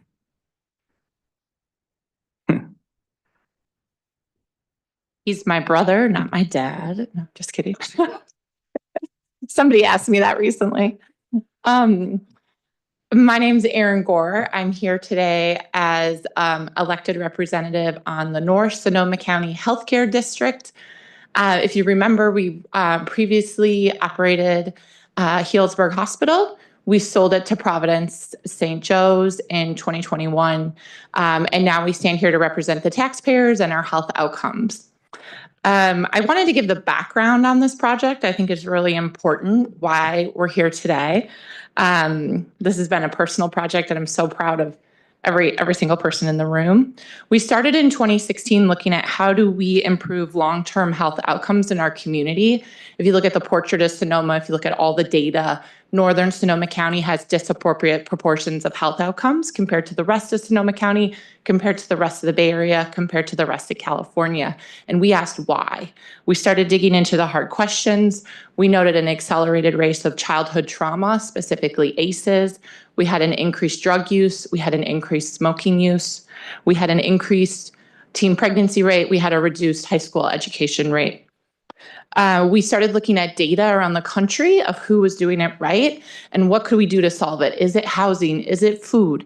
Is it mental health? There are all these big things to tackle, and we didn't really know where to start. So we started landscaping. Kim Better at the foundation was incredible when she was leading this effort. She really started digging into Pogo Park. Pogo Park's statistics are shocking for what it did for the community. Pogo Park was created as a way to invest in community by community. That is really core and important to why it worked. There were many other health projects that focused on long-term health outcomes, specifically in youth, and they did not succeed. Pogo Park, when you look at the data, it has tenfold reduced childhood ACEs scores. It has reduced gun violence in the community. It has a tenfold improved mental health outcome. It has a reduced teen pregnancy by 9%, a reduced teen drug opioid overdose rate by 7%, increased graduation rates, increased safety and community engagement. You get the drift. The reason Pogo Park worked is it was community-led, community-driven. Kim Bender brought to the healthcare district this vision to create these listening sessions and start to drive this project forward. So while this is about DEI, and I really am proud of that and lean into that, this is about a generational opportunity to change health outcomes here in Northern Sonoma County. The district funded Cloverdale, Providence showed up and funded Healdsburg, Windsor was also funded. So the listening sessions were done in 3 communities, each one looking very different. This is big and bold, and I ask that it's not just about paint. This is really an opportunity to change the health outcomes of our youth, of our future youth. This is about increased longevity and life expectancy for our elders, increased safety in our community. This is really about education and how people can become more successful here at home. Thank you for the opportunities. And my ask is you to really lead here. There's an opportunity to thank Supervisor Gore, and that's great. And he is a tremendous leader, and we're so blessed to have him.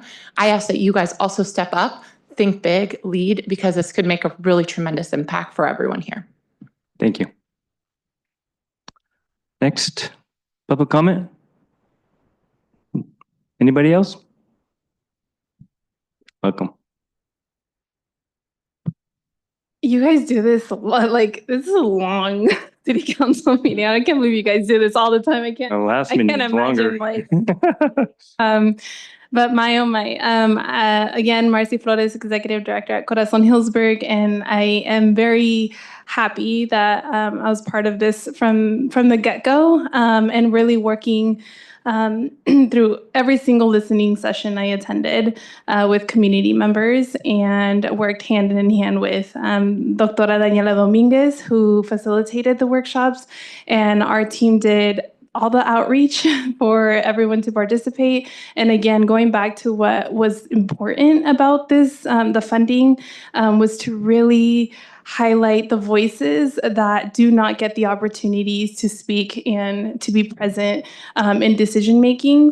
And that was really the sole essence of the populations that we reached out to. So we really took into consideration our LGBTQIA community, our seniors, our youth, our immigrant communities. And so all of these listening sessions, they were all across the community at the senior center, at the high school, here at the community center, as well as the Alliance Medical Center. So we're really proud of the outreach that our team did to really ensure that individuals whose voice needed to be at the table were there.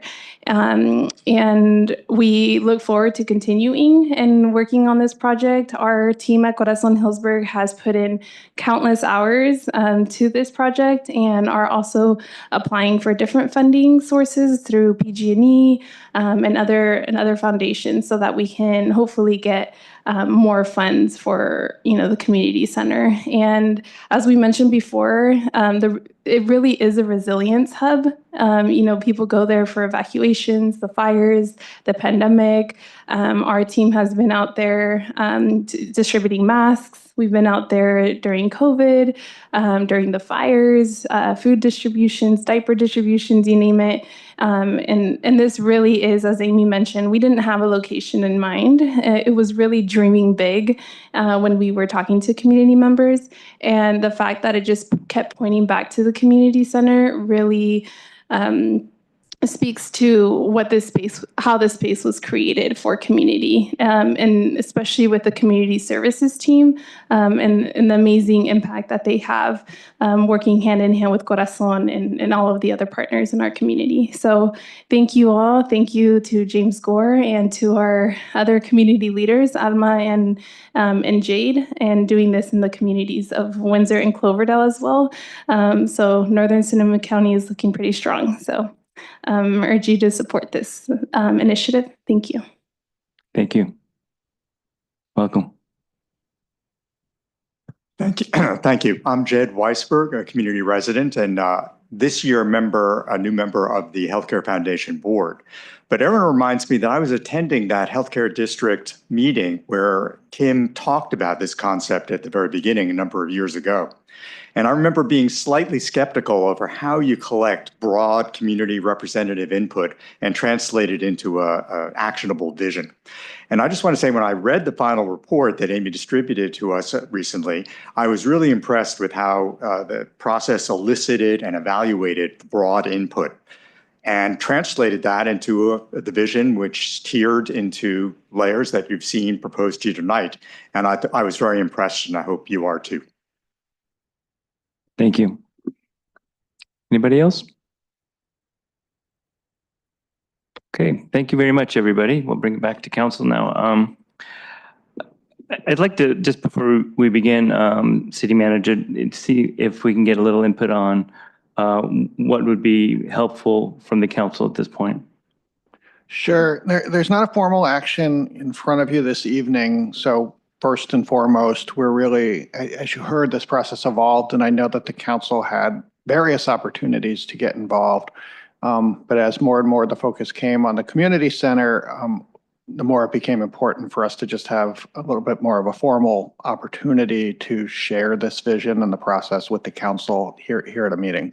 So first and foremost, we wanted to give you all on kind of at the same time that context and that information and share what I think most of us agree is a pretty exciting list of potential improvements at the community center. And we'd like your reaction to those and your thoughts on the process and how all of that might come together. And then, of course, as you heard, most immediately, we do have a funding opportunity. So we do not have an action before you tonight, but we'll welcome feedback on that. And you saw from Tom a proposal on how phase one in this plan lines up with that funding opportunity. So we're not asking of anything tonight, but our intent would be to come back to you with a formal grant agreement and acceptance of those funds. You heard the county board will be considering that in a couple of weeks, and we would follow pretty quickly. So while we don't need formal direction or an action tonight, if there are questions about that, if there are ideas or if there are concerns, we would welcome all of that feedback, because our intent would be to formalize that funding and try to put it to good use relatively. We have a long list of things to do, as you know, but nevertheless, it's a great opportunity, and we'd be looking to put that to use pretty quickly. Does that answer the question? Yeah, thank you. Perfect. Okay. Who'd like to go first? Yeah, I wanted to say that I did attend one of the sessions, and Corazon did an incredible job of getting the community out. The enthusiasm that there was electrifying. I mean, it was the community really liked this project, and I wanted to thank everybody for putting this together, because I think it's really going to be a really vital part of our community. It's part of our DEI program that we can actually start moving on, and I think really appreciate all the work that's gone into this, and I wanted to thank everybody. I'm just reflecting on when the city of Healdsburg in 1982, before I was born, invited the American Institute of Architects. Oh, sorry, that wasn't a joke, but it's true. When we invited the American Institute of Architects to come here for the Rural Urban Design Assessment Team, the RUDAT, and the report that they gave to the city's, forefathers, was basically, you should invest in XYZ elements to move your city towards a more economically diverse future. And one of those things was tourism, really digging in on elevating wine country. And we followed a lot of the recommendations in that report. One of the biggest recommendations in that report that we didn't follow, which was the development of a multicultural center, specifically focused on our agricultural community, hospitality workers, and low-income residents. And while at the time, I don't think the city owned the Foss Creek School. Actually, I don't even know if the Foss Creek School was yet built. It wasn't built yet. But in the time since, we've lost a ton of families in Healdsburg, which is why we had a dwindling school population, which is why this school exists, that no longer was necessary. And so the city bought it from the school district. And now we have the Foss Creek Community Center, which is now the Abel de Luna Community Center. And so I think about kind of the evolution of that site, of that building, and what it represents, and the fact that we really do see the continuing decline of families in our community. We are an extremely aging community. We have some challenges around retaining our middle class and ensuring that we have the housing that's necessary and the resources that are necessary to support working families in our community. And so to me, this is such a great opportunity to fulfill that vision that was set in 1982, that we didn't have the ability at that time to develop that multicultural community hub for all the reasons that Aaron Gore mentioned around the negative health outcomes and the challenges that we're trying to mitigate in our community. It's not hard to see, the gang graffiti around town, to know that youth in our community don't have a lot of constructive things to be doing with their time. And so we're seeing some of these things happening, and having a multi-generational space, I think, is a really amazing opportunity to support a variety of cross sections of our community in this space. I also am really excited about some of those recommendations.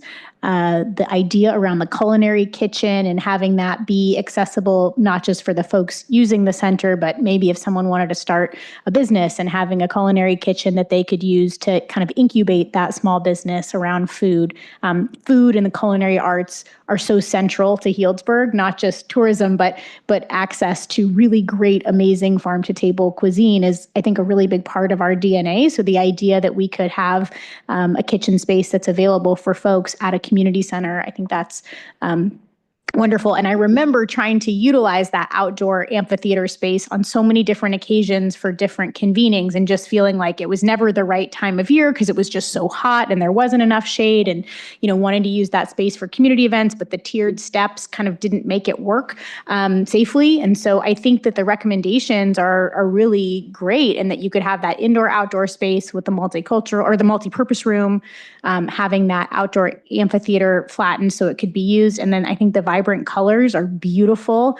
I really like the idea of just having this colorful and welcoming space, and having some murals there that depict some of the great, artists that we have in our community. We've seen some additional murals happening around town over the last few years, and I think they really add a lot to the vibrancy of our community. So I like those recommendations. I did have a question about the multi-purpose room, the kind of gym / cafeteria / pickleball / whatever space. Will that room, if it gets transformed into what's depicted, I think it's phase 3 or the third tier, is that still going to be available to use for some of those other activities like what's happening in there now? Or are you envisioning it's going to be get used differently? I mean, I don't know the full scope of what that room's being used for. I'm kind of looking at community services team.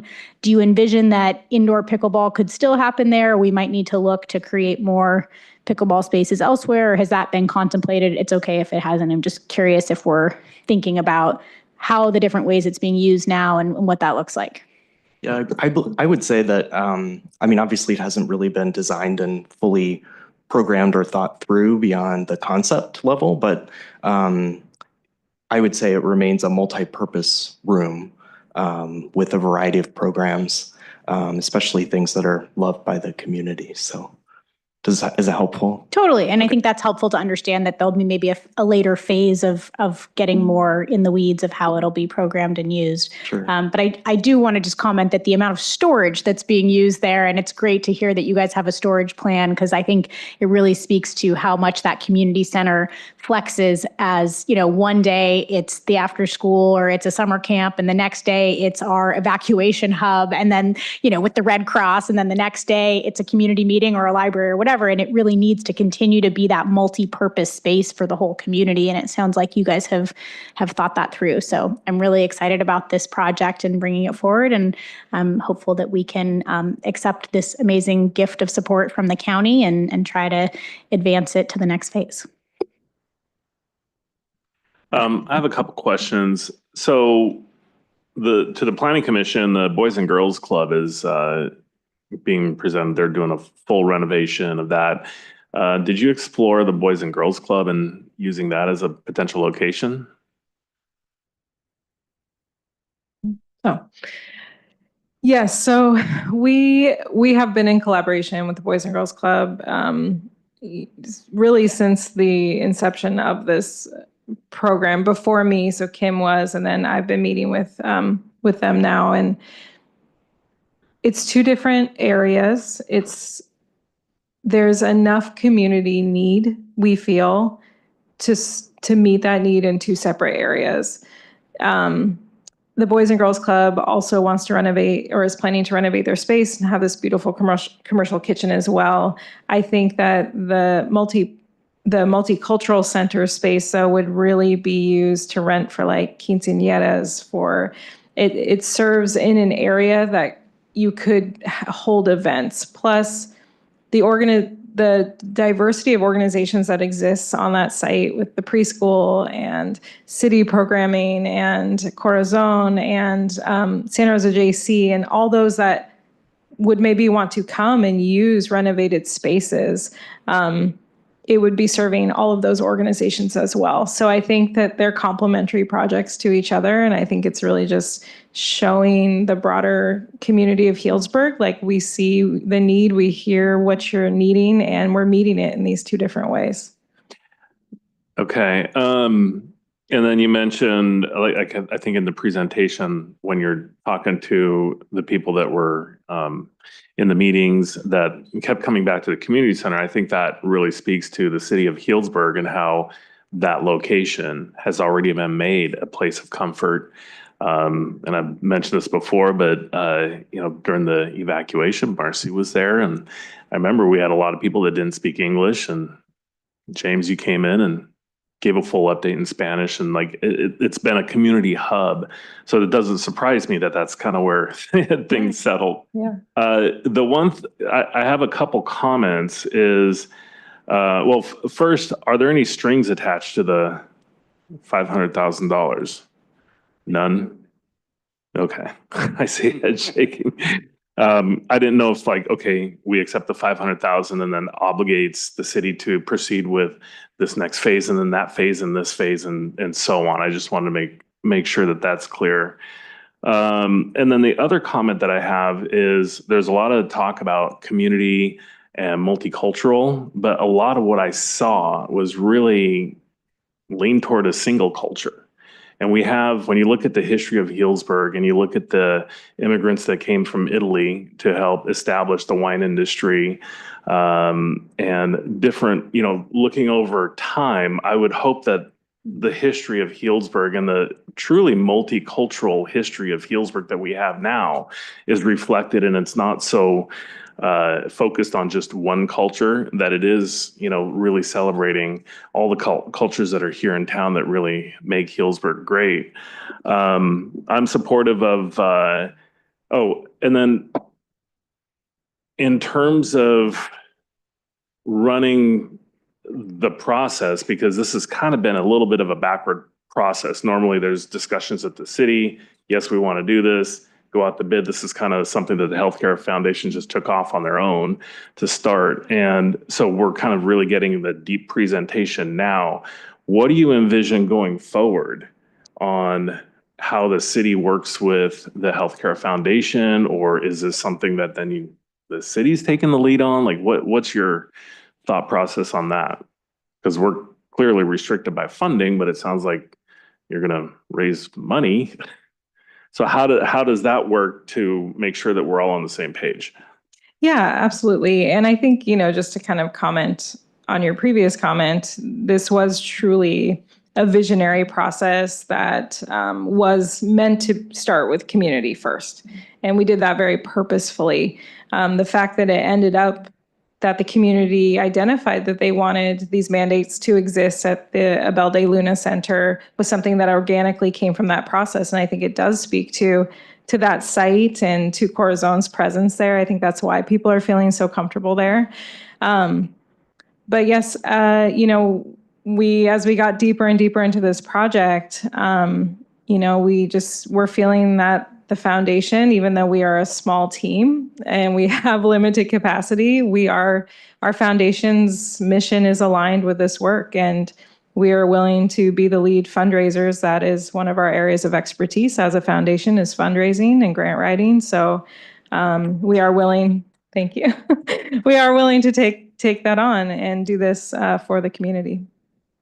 Okay. And then what I would just ask is that you work closely with city staff, so it's not just sprung on the city that, oh, this is coming up and here's our design and here you go, when there are a lot of uses at the community center right now. So we Absolutely. need to navigate no through intention that. of doing that to you. This is your space that you own, and our job is just to make sure that certain voices are represented and heard, and that those voices then are turned into action, so that we're not doing any harm to the community by going in time and time again and asking for what they would like and then disappearing. We want to see those things actually come to fruition. So we're here as total partners to you, and our goals really are just to make sure this community gets what it needs and what it deserves, and that those voices are lifted up. And then my final comment, I support moving forward. I mean, absolutely.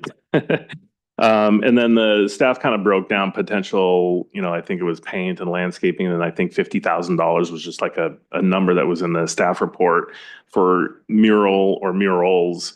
And then for the murals, I would definitely want that to go before our Arts and Culture Commission, because we have one now. And then, my personal comment is to, like I said, incorporate a lot of the history, but that's not direction. That's my personal feeling. Like I would like to see, all of Healdsburg reflected when we're talking about multicultural. But that's why we have an Arts and Culture Commission, so they can chew on that part. But those are just my thoughts. So thank you. I really appreciate the presentation. Thank you. All right, thank you. So I was fortunate enough to be part of a couple of those listening groups, and they really were inspiring. On the Margins did a fantastic job of energizing people, and their theme was, don't hold anything back. What do you really, really want here? And so it's amazing that so much aspiration went into this.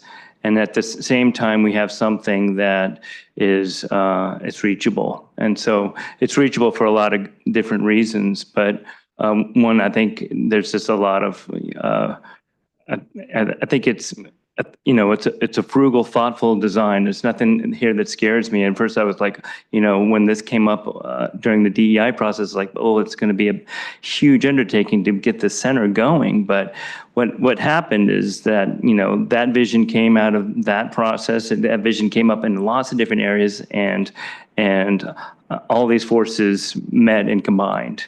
And so I think it just had a force of inevitability about it, and it's because it's the right thing for this community. And so I want to see this as an opportunity to show how Healdsburg is proud of our DEI aspirations and our goals, and how we value a community that's diverse and inclusive, and that vision really has an energy of itself, and it's manifesting. It sounds a little new age, but we're this is coming to be because the idea was so good, and it's so compassionate, and it's marvelous. And so I was lucky enough to have this presentation 3 times now. So I met with Amy privately, and that was really fantastic. And then she spoke to the Parks Commission, and I was there for that. And each time I've seen it, I'm just blown away by what a gift these ideas are to our community. And I think it's really going to be transformational, something we can really be proud of. So you certainly are going to have my support. And I think the whole council here is really excited by this vision, and really appreciative of all the people, Providence, Supervisor Gore, others who are pitching in. And we're all going to have to do this together, of course. Something this big and something this important is going to take a lot of folks who care. And some of them are in the room, and some of them are not in the room. But we're going to get together, and we're going to do this, and it's going to be fantastic to see at every phase. Even the first phase is going to be so transformational, I think, for this town. So thank you. Do we have any other comments on this? Do we need anything in the way of direction?